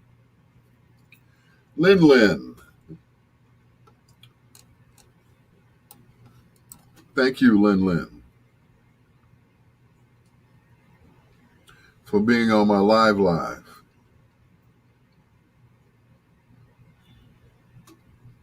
Yep. Anita Ching Miles Gorda. Thank you, Anita, for watching me. I appreciate it. Janine said it's my bedtime. All right, Queen Janine. Nighty night.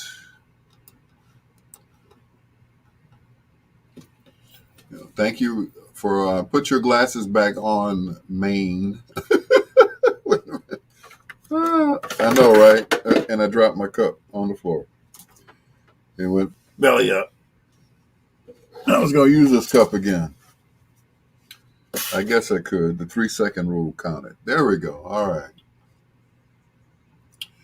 Lynn Rowe, formerly known as Lynn Rowe. Yeah. Brenda Brown Long, what's going on? Juicy B in the place to be. Hey, Juicy, what's going on, sweetheart? Thank you. Thank you for joining us. I thought you had put me down, girl. I thought you had put me down. Thank you, Brenda. I appreciate you. I really do. Thank you. Once again, don't forget to share the video on your page. Oh, my glasses not fitting. Like they're going to fall off. See, that's why I didn't put them on, Ken. But Brenda Brown Long, thank you so much for joining me. I really appreciate you. You know, um, thank you. Thank you. I thought you had put me down. I tell you.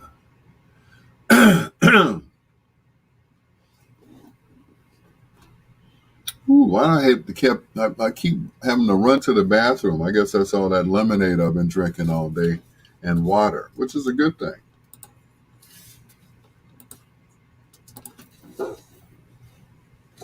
As long as I don't knock anything over, I'm all right.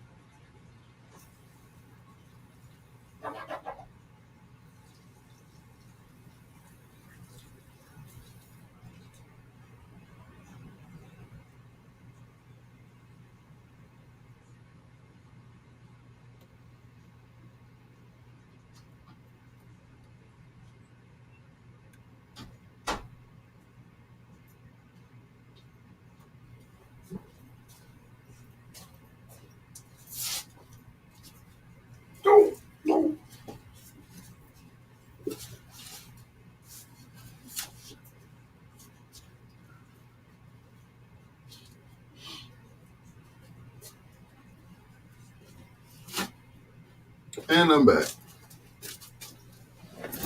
Oh, good God.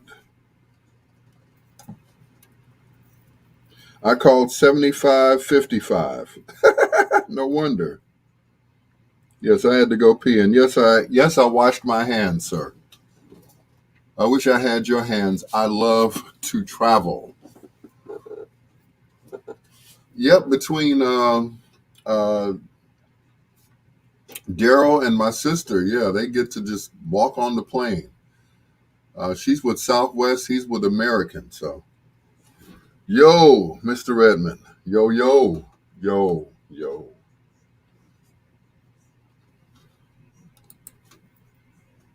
yo, yo, and yo. Ooh,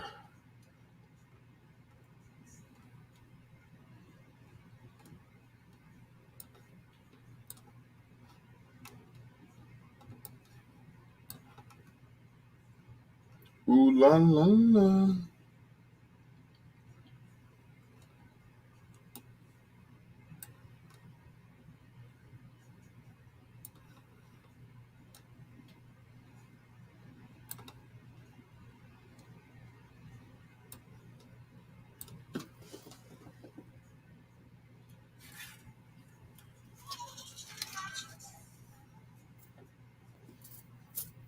Oh, it's done.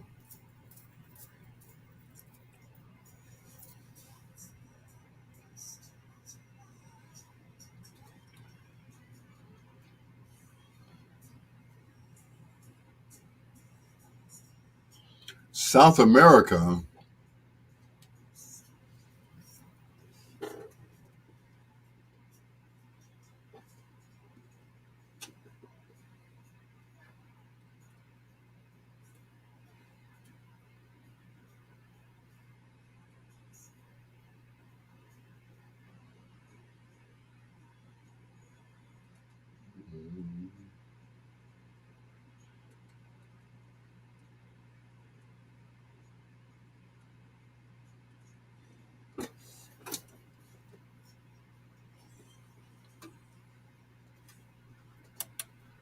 The Montclairs make up for lost time. The Montclairs, of course, from Washington, D.C., and feature a very young Phil Perry, who is known as Pop Pop now. He's Pop Pop. He got interviewed a few weeks ago on Big Corn's show on the Smooth Jazz Cafe on Sundays. And he says it sounds like he was vaping. Either he was vaping or smoking on his show, whichever. Well, at his age, he needs a little recreation every now and then. Ain't nothing wrong with that, is it? It's your peanut butter brother, Dr. Al Greer, just ahead of foreplay with Billy Paul. Love buddies.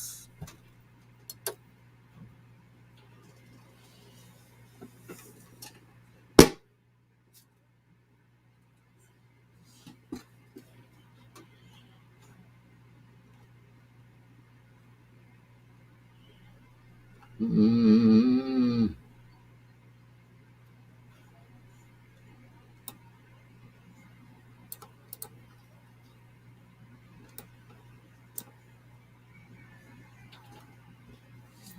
Slick Vic, what's going on, sir? Ken said, damn it, I'm sick and tired of the states. I hear you. Vic said, Bedtime Stories is on with the Dr. Al Greer. Thank you so much, Vic. I appreciate you, man. I appreciate you.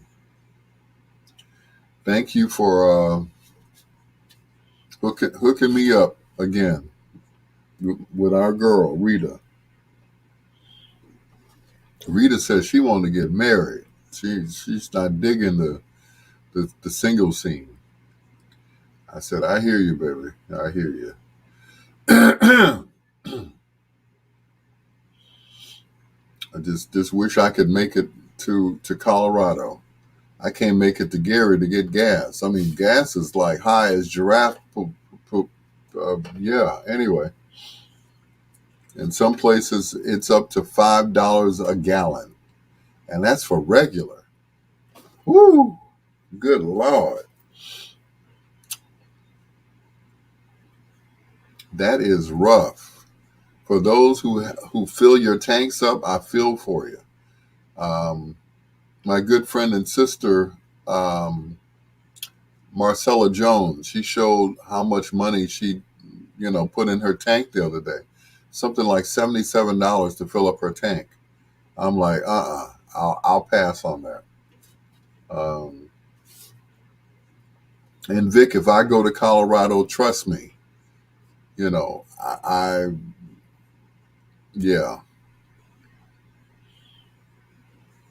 I'll be on a plane and so will my car. Fly my car over there. How much is it to fly a car to another state or to another, cross state? My older brother, Marvin, he did that from LA to Atlanta. He had his car flown. I'm like, oh, okay, cool. It wasn't like it was it was like a Avalon or something like that. Like, okay, that's cool.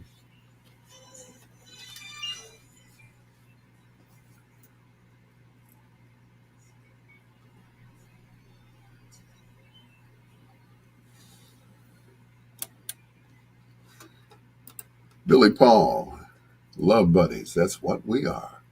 It's Bedtime Stories with your peanut butter brother, Dr. Al Greer. Condolences go out to the brother of Lydell Redmond. He lost his brother the day after his birthday. I tell you, I feel for you. Our prayers are with you, Lydell, a.k.a. Mr. Hypnotic, whom you can hear every Saturday and Sunday here on WOSD Radio, DB Chicago, and of course, Ray Neal's radio station as well. Man, last year he lost his dad, and then he just lost his brother. So Our prayers are with you. We wrap our arms around you. Bedtime Stories, of course, is sponsored by Williams and Pizza, 2210 South Michigan Avenue. If you want really good pizza, this is the place to go to. Deep dish, thin crust, wings, salads, and fries. You name it, they've got it. It is a great place to go to, and they have good music on certain nights, so make sure you check it out. Williams and Pizza, 2210 South Michigan Avenue. Tell them the doctor told you to come.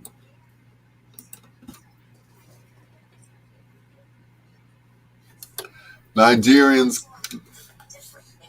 but cars can fly them over and sell them all the time. Prayers going out to his family. Thank you. I know, right?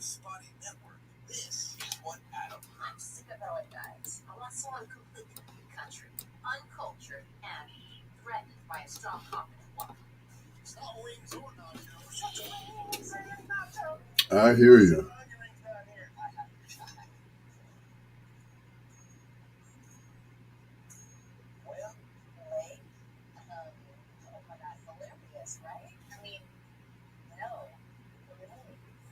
She said, no. Yeah.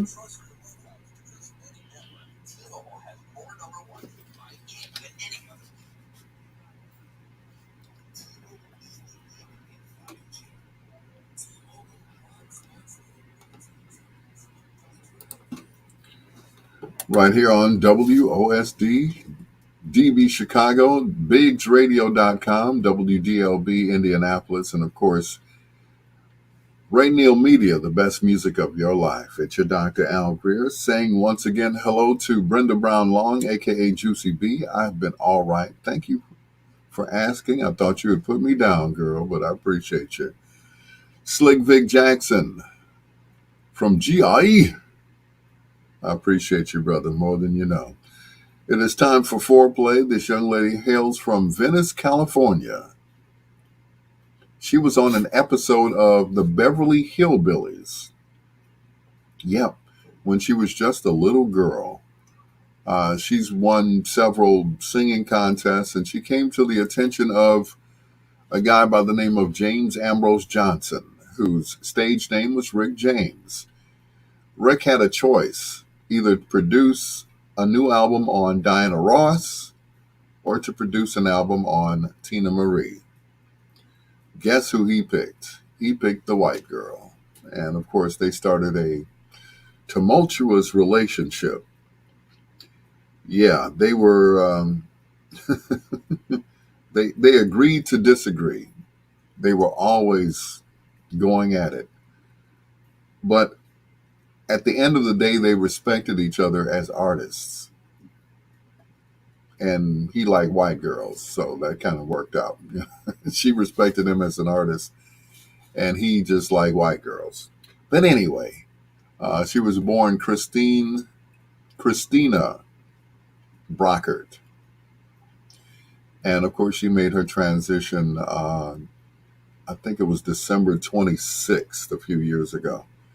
She died right after Christmas. They said she laid down and went to sleep and never woke up. That's how we always, we would always like to go that way.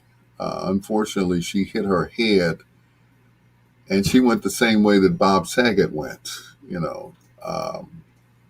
She hit her head on something, and they said you should never lay down when you do that. You should just stay up, go to the hospital, and have the nurses, probe and prod you to keep you awake. She was a great soul. Her first album, which was called Wild and Peaceful, which is where this song came from, showed a picture of water. That was on the first album cover. The second one, they showed a picture of her. They were like, oh my God, she's white. She was one of the few Caucasians that appeared on Soul Train, a record 5 times. Yep. She beat out Elton John. In tonight's foreplay, we feature the music of Tina Marie right here on Bedtime Stories. with your peanut butter brother, Dr. Al Greer. This is Deja Vu.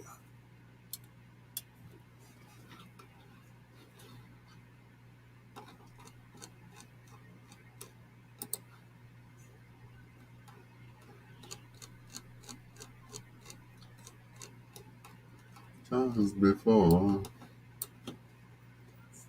the white gazelle. That is so funny.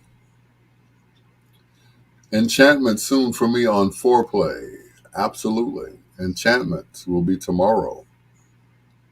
But since it's National Women's Day, I think I'll stick with a woman tonight. Tonight. Brenda, how have you been? I've been good. Um, I was not feeling well this evening, so I laid down and took a nap before work or before, doing this. So I feel a lot better now. I think it was gas or I ate something that didn't agree with me. I don't remember. I was feeling kind of nauseous, but I didn't, you know, regurgitate. So that's a good sign. So I ate something and and then, that subsided it. And of course, you know, um, drank me a Mountain Dew. So I'm good. Brenda said, good in Vegas. All right. Viva Las Vegas. Mm-mm. Dionne Warwick. Yeah, she's good too. Yeah. I'll play some Warwick for you. Warwick. What the world needs now is love, sweet love. It's the only thing that there's just too little of.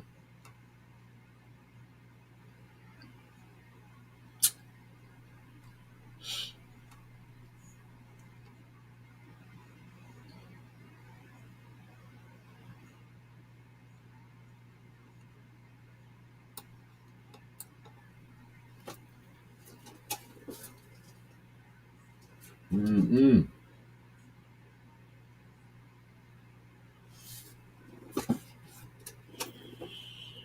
Anyway, so Vegas, huh? Okay. Everybody's leaving town. I don't blame you. Everybody's leaving. Leaving good old Chicago. They're going to Atlanta, which is the new,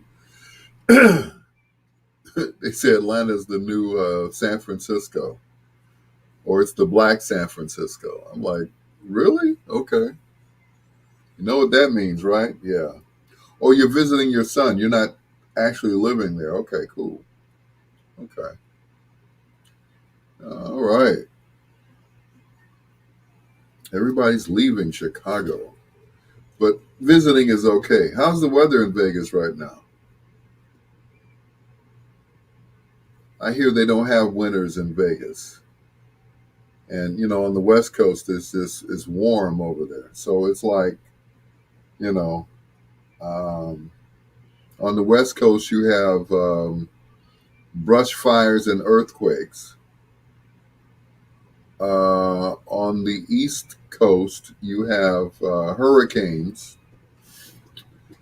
and down south, but you have great weather all year round and no snow, which is a good thing. So that's the trade off. Chicago winters can be rough, according to the late Lou Rawls. So yeah.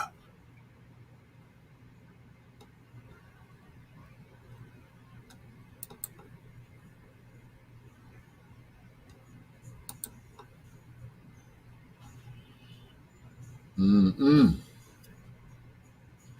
It's in the 60s and 70s. That's a good thing. I like that.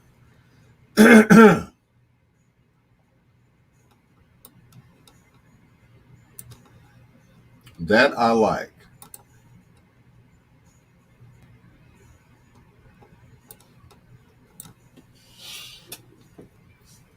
It's because it's not too hot. 60s and 70s is good. You know, I'll take it. But and and we have not, I can honestly say we have not had a bad winter this winter. Now, usually we have like wind chills like 30 to 40 below, which is like ridiculous. But so far we haven't had that, which is a good thing. So we should be thankful for that. That we're not having a really awful winter like we've had in the past. You know, we got dumped with a lot of snow. Um, that's to be expected. But we have not had um, you know an awful winter.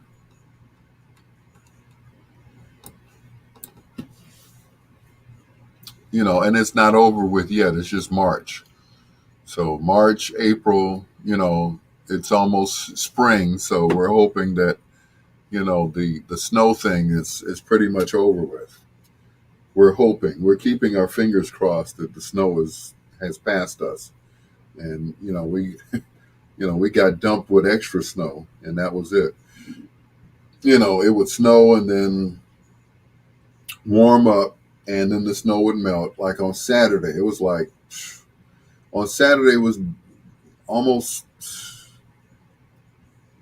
I want to say it was almost 70 degrees on Saturday, which was unheard of, uncalled for. I was like, damn. I didn't want to go into work. It was so nice. I wanted to play hooky. But excuse me. But of course, I went to Big Time Menswear anyway. But it was like, man, it's nice out here. And it stayed nice up until the next day. And it was back to winter. It's like, okay, this was a test to see how you guys would act. And a lot of people, you know, they pulled out those slingshots, the Batman cars as I call them. White folks was walking around downtown in shorts. I'm like, winter's not over with. Hello, y'all thought it was over with, huh? Yep. Well, the Hawk is back. He was just,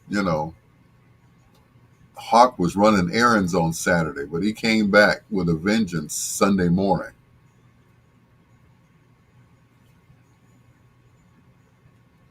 Yep. But yeah, people had their convertibles out for one day. It's like, yeah, put that sucker back in the garage. It is not over with yet. Sorry. I don't know who told you, but hey,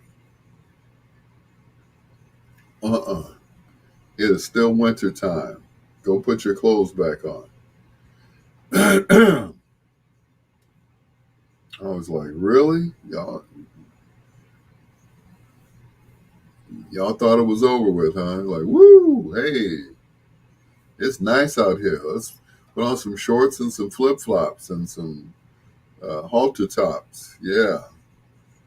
Back got cold, didn't it? The next day. You had to get up and go to church. Yep. Whole different story, wasn't it? Yeah. Yep. Memphis had like 74 degrees. I was like, whoa, where did that come from? Their weather was like ours for a while, and then they flipped it. We went to 47 and they went to 74. Like, whoa.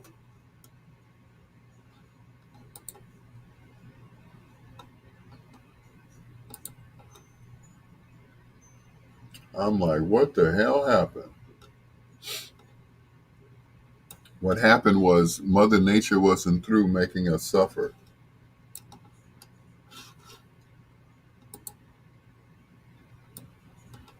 It's like, it ain't over with. Y'all thought winter was gone. You wish. Yep. We all wish that winter was gone away, but it didn't. It didn't happen. So Brenda, you in a good place there in Vegas. You know, they have what? They have brush fires in Vegas, right? Because it's like it's mostly desert. The only place you don't hear that has really bad weather, no tornadoes, um, no tornadoes, hurricanes, brush fires, is like Phoenix, and that's it. Phoenix. That's one of the only places that you don't hear of, and that's where Mama P is, Richard Pegue's widow.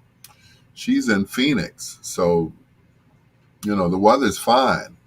As a matter of fact, every time I see her on Facebook and Instagram, it looks like she's getting younger. I'm like, good grief. If it makes you look like that, then I need to move there too. But it's been like, wow. You know, Mama P came to Chicago for the first meeting that we had for the Radio Hall of Fame. Nikki's in Tucson. Oh, well, there you go. She's defying defying gravity and everything else over there. So, yeah, the weather's great there. You know, I'm like Tucson. Okay, talk about getting away from home. Good Lord, that's what I'm talking about.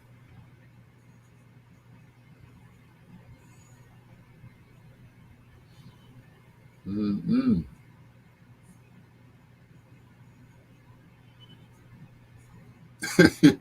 She cracks me up. Her handle on Instagram is the real Nikki. I'm like, okay. You know how many Nikki's I know? Everybody's Nikki. Nicole, Nikita, everybody's Nikki. So, yeah.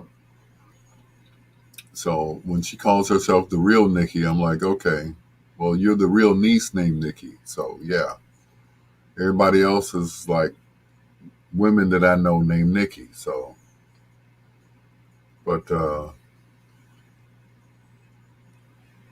and she passed that voice on to little Nikki, who sounds just like her. Oh my God.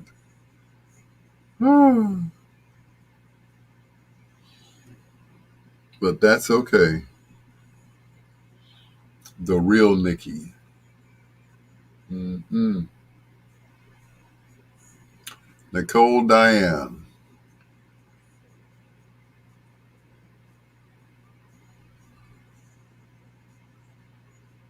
Mm-hmm.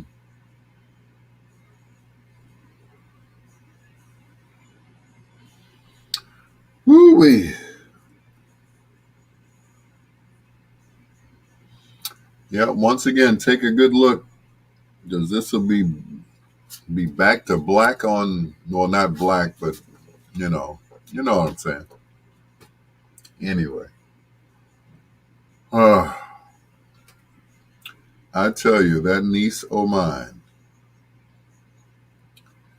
she's in Tucson. Well, that's a good thing. Here, the weather's great in Tucson these times of years. Yeah. Oh boy, I'm almost done.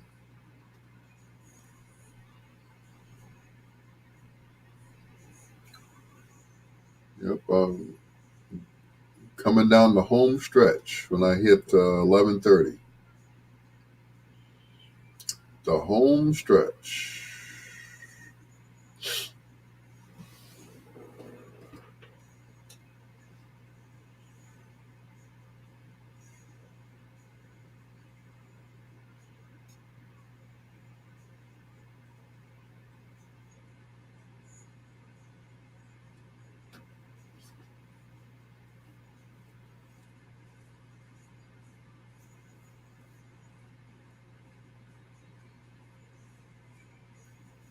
5G.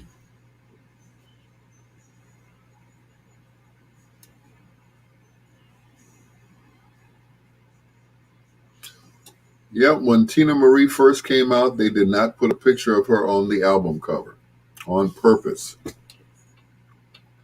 Lawana, welcome back. Yep, they purposely put a painting on the first album cover. Yep, Barry Gordy, he was smart. Well, not so smart because um, she ended up having to sue him to get her master's. And became the Tina Marie bill or something like that, where the artists could buy back their masters after the record company dropped them or whatever. So,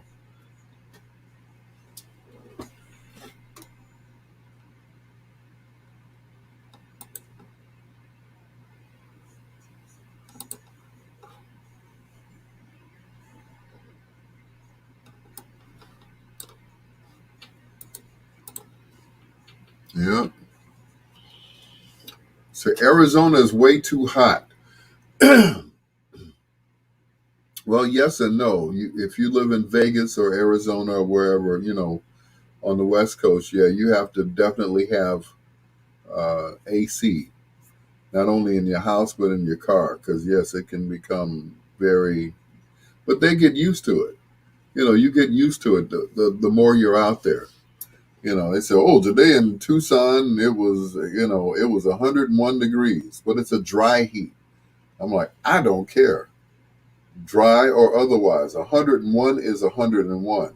It's like sticking your head in the oven for 5 minutes at 350 degrees. It's it's still hot. She went on to have a great solo career. Yes, she did. She absolutely did. Um, even though her and Rick didn't get along too well, but he only produced her first two albums. After that, Richard Rudolph took over. Minnie Riperton's widower. Too damn hot in the AZ. I know that's right. Anywhere beats sorry ass Chicago. Okay, Ken. I hear you, brother. I hear you. Um, Florida is good, but Florida, you have hurricanes. As a matter of fact, I remember Rick Party was in a hurricane down in Florida, and they had no power. He was in Miami, and he was in his car doing Facebook Live and doing commercials. He had a setup where he could continue to work, and had he had his mic in the car, and had the car running and everything else to run the electricity on the computer. I'm like, well, you got to do what you got to do. You got to keep working. And what better place to do commercials but in your car, because it's soundproof. Once you close that door, it's like you can't hear anything but the radio until that bus hits you. But anyway, damn. Oh, okay, I'm awake now. So, Ken, you tell me how you really feel, Ken. You're like, I hate Chicago. I tell you. Yeah. But Rick was down in Miami, and he was doing commercials in his car. He had his mic set up and everything else, and he was doing commercials in the car. Well, you still got to work, whether you have electricity in the crib or not. Well, you got a car battery, and as long as you got gas in the car, you could just you know, run the car for a while. Get your commercial done, and then go back in the house in the dark. So, Vic says, "I love Florida weather. It's nice. It's not a dry heat like it is in Arizona. It's moist. It's moist like a cake. But Florida, yeah, Florida. Because I went down to Daytona Beach. This was what, some 30 years ago. Went down to Daytona Beach. and it was wonderful. Um, Shoot, I should have stayed down there, but I actually went to go get my brother, who was in Daytona Beach, Florida at the time, at Bethune Cookman. So had to bring him back home. Yeah, 90 degrees in Florida is so bearable. I'm sure it is because once again, it's not a dry heat like it is in Phoenix. It's just dry, you know, hot and dry. But 90 degrees in Florida, you know, it's once again, yeah, it's nice and wet. And nasty. I know it sounds nasty. Nice and wet. Yes. Yeah, that's what I'm talking about. All right, let me check something here. Make sure I have some money for Friday.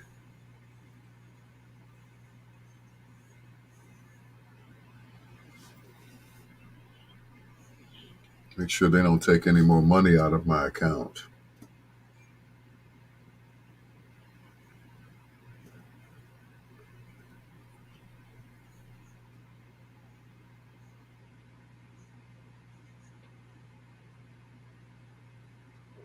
Anyway, yep, just a lot of rain.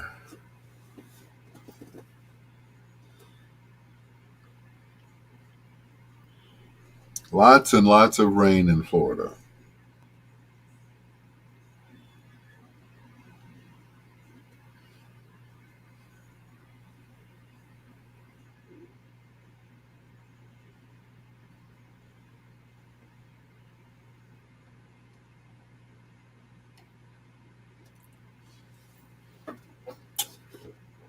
Yep, but yeah, and it depends on where you go. You know, um, there's no place that's perfect. Where they don't have bad weather because you always want to try to get away from the weather. And you know, every place is different. Every place you go to is different.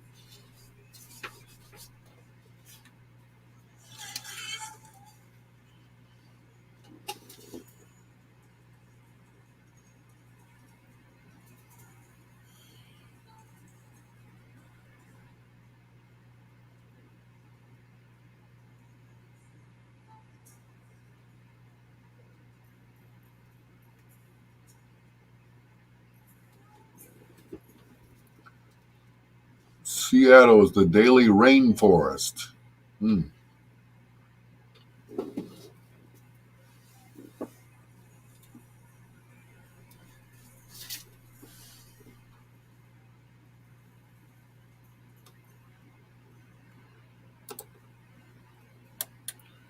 Wrapping up foreplay with Tina Marie at its Portuguese Love, featuring Rick James on there. They had quite a relationship, I tell you. It's your peanut butter brother, Dr. Al Greer. It is Bedtime Stories, the show designed with the lovers in mind, where we put you to bed but never to sleep with the greatest love songs of all time. Once again, hello to Slick Vic Jackson, who's listening um, in parts unknown. I know he used to be in Gary. And of course, Ken Wadlington. We were talking about different places, the weather. They say in California you have brush fires. It gets so hot that the trees just spontaneously combust. Of course, there are no trees in Vegas. It's like palm trees and stuff. So, oh, oh, you're in Naptown. Okay, you're in Indianapolis. Okay, gotcha.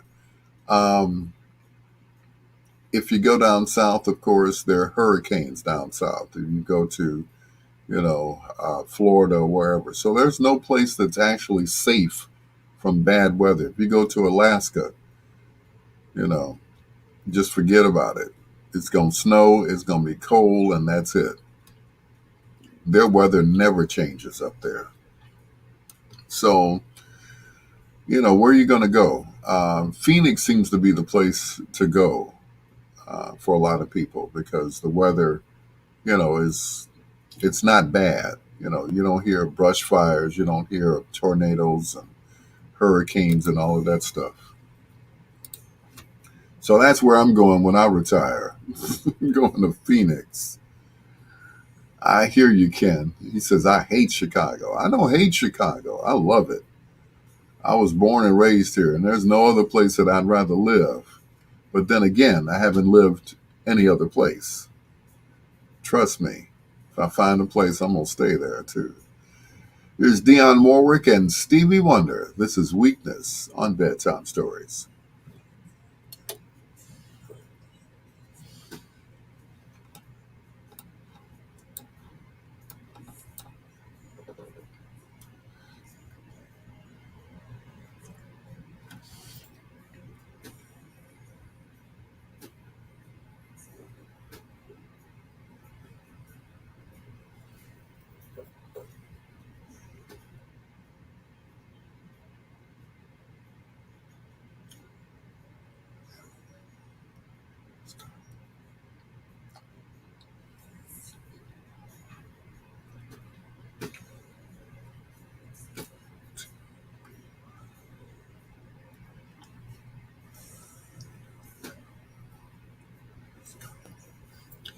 In weakness in life, I'm not going to eat the rest of this sandwich. I will retire it to the refrigerator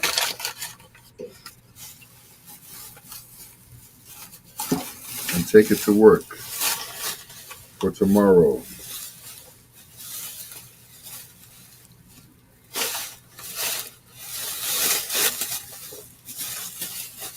Yep, I am not going to eat this tonight. I am done. I'm done, son.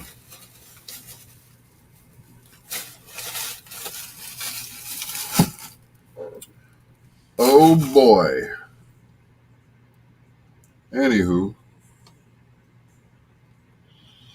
yep, Rick was in his car with his shotgun mic at the mic mounted on the dashboard.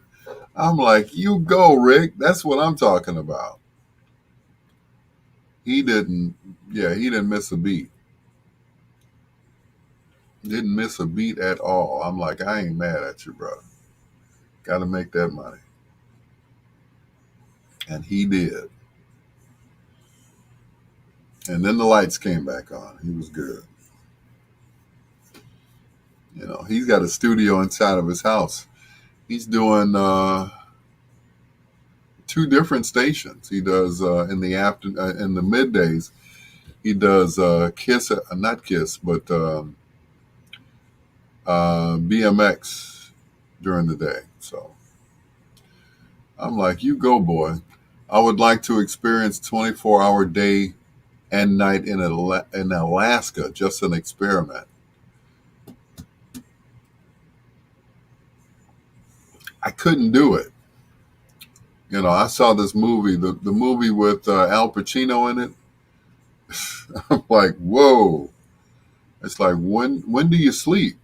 You have to count. Okay, it's been 12 hours already. Now it's time to go to sleep or something like that. Because that's crazy. You have family that live in Alaska? Cool. That's what's up. But I don't know if I could do that. Yeah.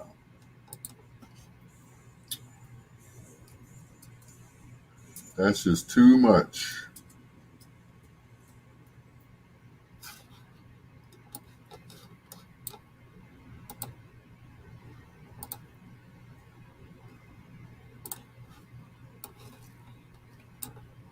I'll be right back, guys.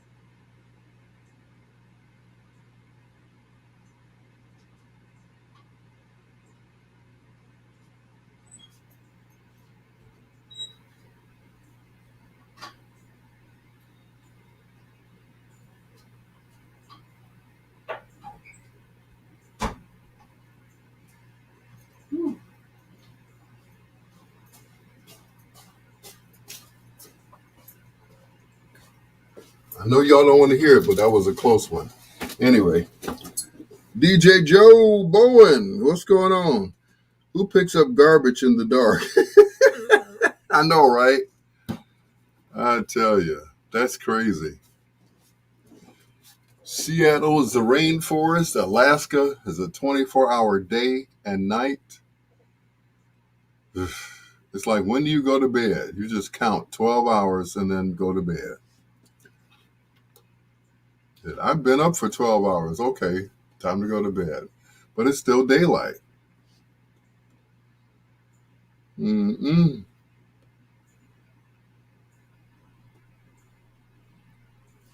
But it's still daylight. DJ Joe Bowen, what's going on, sir? I haven't talked to you in a while. Thank you for joining me on my live. I appreciate you. Joe used to come down to the radio station back in the day and watch me do Whispers in the Dark on GCI. Yep, good to see you, brother. Keep in touch. And I bought a pair of speakers from him once. Those are some good speakers. Too bad I had to get rid of them. I needed the money. But anyway, yeah, I had to get rid of them. I kept blowing them out. So, yeah, I fixed them and then I sold them to somebody else.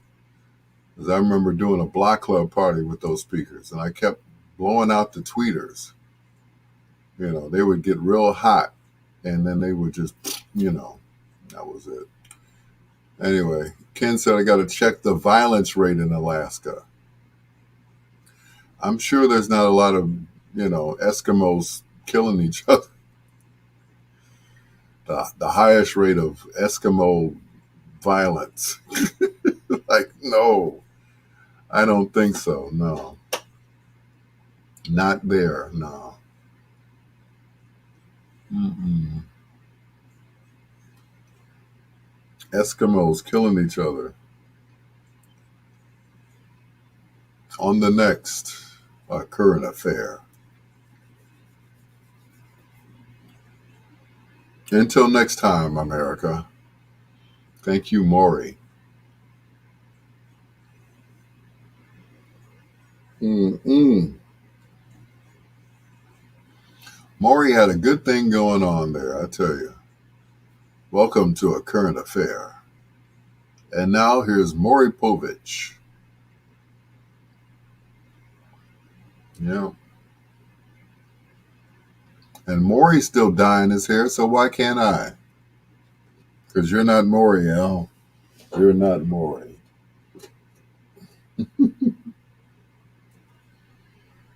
Mm-mm. Eskimos are drinkers. Well, yeah, they have to drink something to stay, to kind of warm them up. So, yeah, I guess they would be heavy drinkers, Seems though they have 12, 24-hour days and nights there. Yeah, I guess they, like, when is happy hour? We don't know. We just start drinking. We just count 8 hours, and then after that, we go to drinking. It's like the sun is still up. Oh, well, it's time to go to bed. Okay, we've been up for 12 hours. All right. Nighty night. But Mom, but Dad, it's still daylight. Mm-mm. I mean, what do? You close the shades and pretend like it's, it's nighttime? Ain't no nighttime.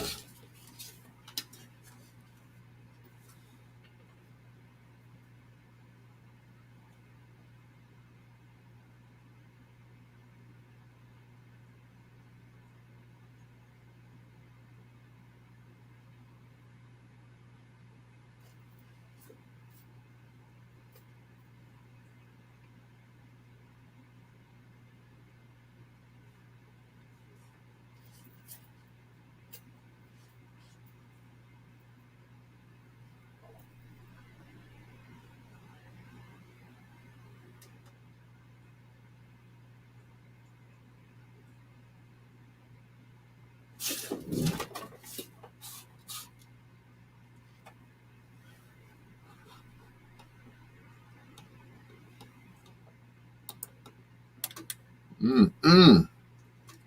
From the album To Be Continued, Isaac Hayes and The Luck of Love.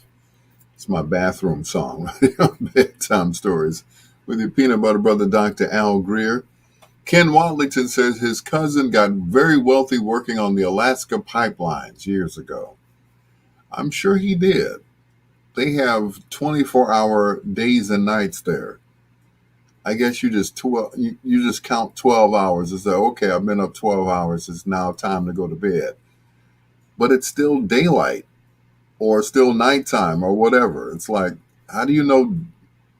How can you tell day from night? I guess you just, count 12 hours and then go to bed. I guess that's how they do it there. Me, I prefer, the regular 12-hour, day and night. That's just me. I don't know. Silly me, right? Here's the first of two in a row from Enchantment. This is Silly Love Song on Bedtime Stories.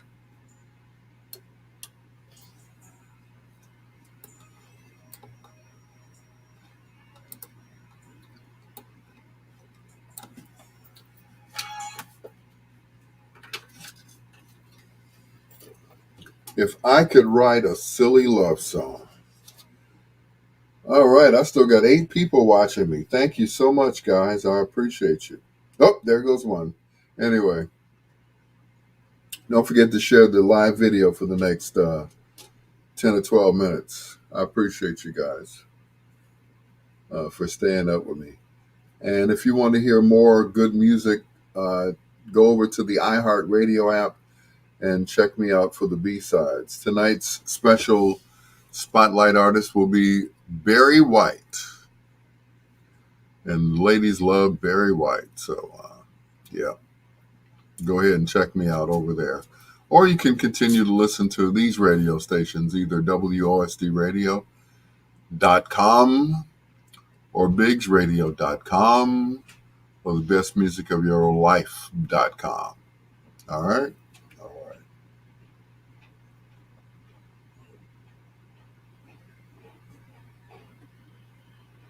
Yep, either way it goes, keep listening.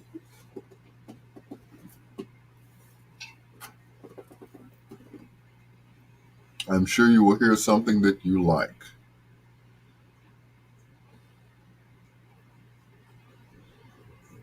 Yep. You will listen and you will like it, in the words of Leon Nielsen. Yeah. I will find you and I will kill you. Anyway.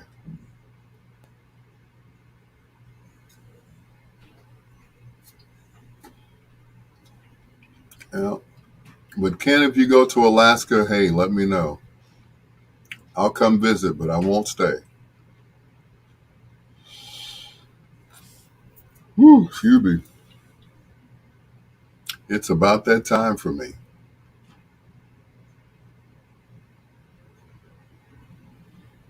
Yep, it's almost that time.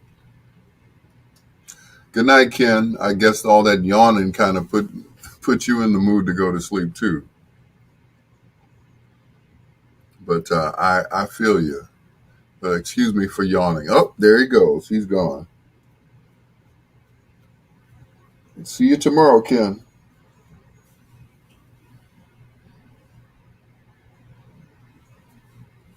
Ken popped off real fast, didn't he? Well,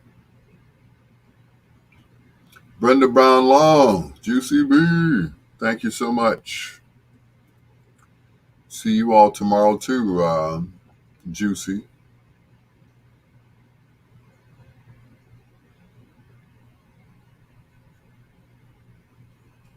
Yep, I appreciate all of you all. Thank you so much.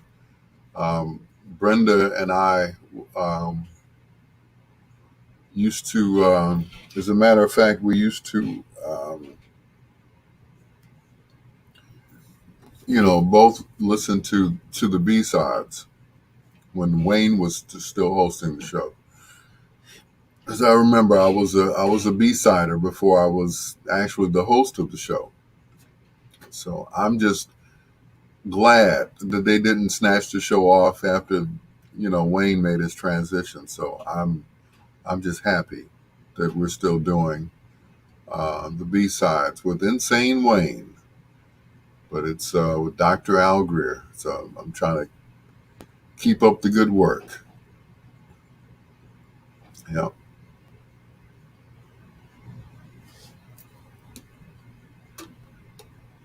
yep, trying to keep up the work that he started. So yep.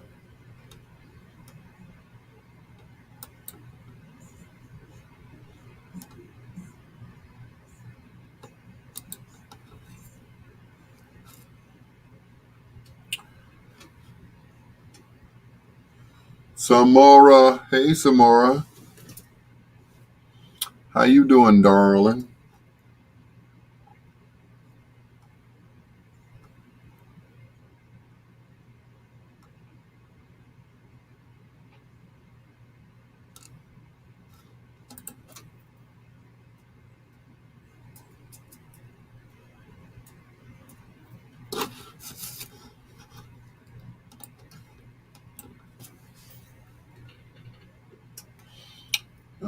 Thank you for checking in at the last minute, Samora. I appreciate you. Thank you so much.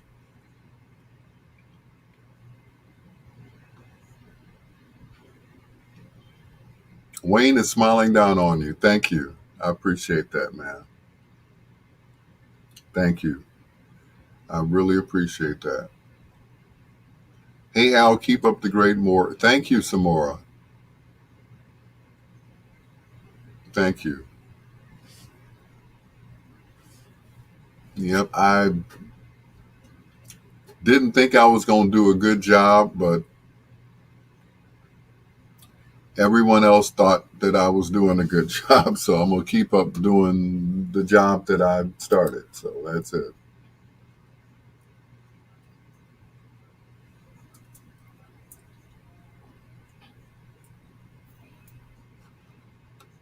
You know,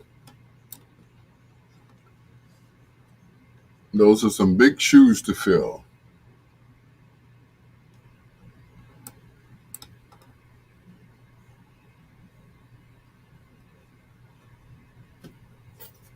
But thank you guys. I appreciate you all. Um, I wouldn't be able to do that show if it wasn't without the support of the listeners, because several times they tried to take that show off. They really did, and they didn't. And I'm so glad that they didn't. Um, so I have the listeners to thank for that. Um, because they're still listening and the show still rates, it still has numbers. So that's even better. So as long as the show is still getting numbers, they're going to keep it on.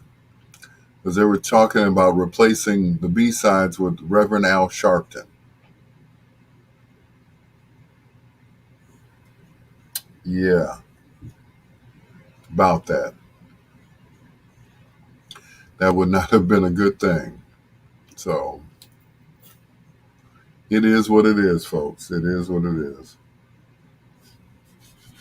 But I was hoping that they would, hold out. And they did. They held out. Like I said, the show's still going on and it's still going strong. So there's still people listening and supporting, and I appreciate it. And at some time or another, I will thank everybody individually for for keeping it up. I like when Wayne interviewed the 18 wheelers live. I know, right? Yeah, he did. He did a great job. And I tried not to duplicate what he did, but to uh, keep it going in the same vein, but not putting my own imprint on it instead of trying to be exactly like he was. You know, But yeah, I miss that guy. That was my brother from another mother,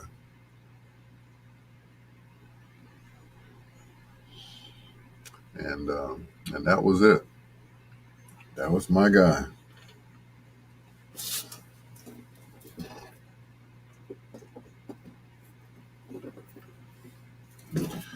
Him was my brother. And when he passed, all I could say was, "My brother, my brother, my brother," and that was it. He was a great guy.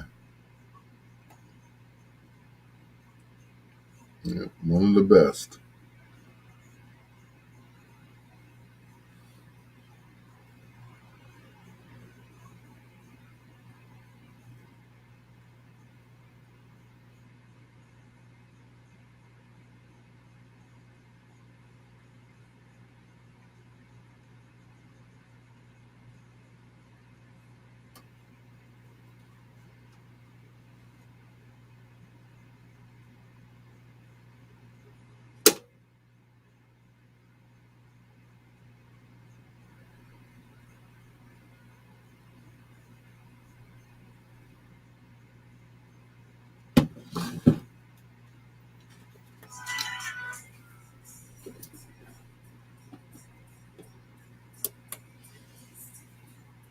Baby, baby, it's you that I need.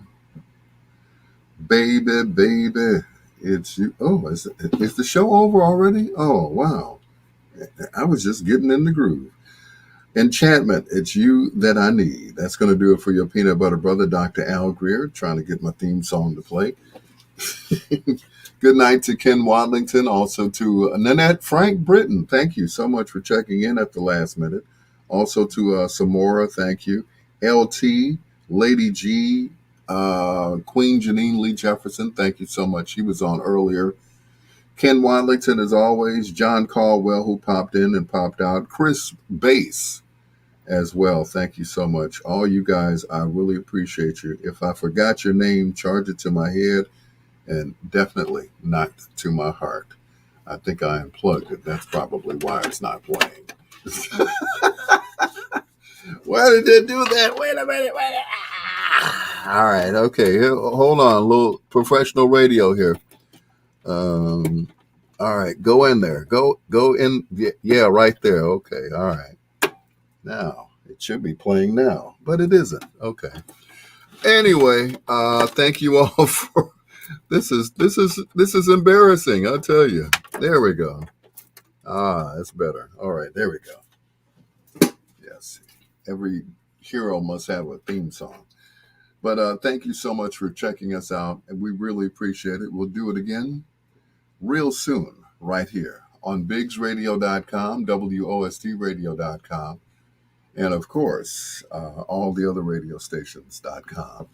Till next time, blue skies, green lights, and peace. Good night, Elo.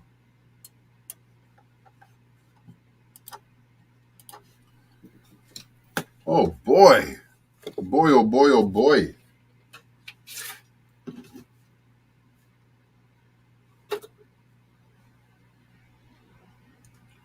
Thank you once again, guys. Like I said, I couldn't do it without you all.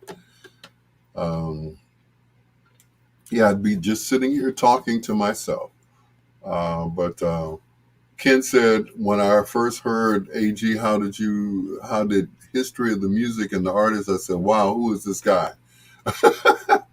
Just me, just waiting in the wings, waiting for my turn.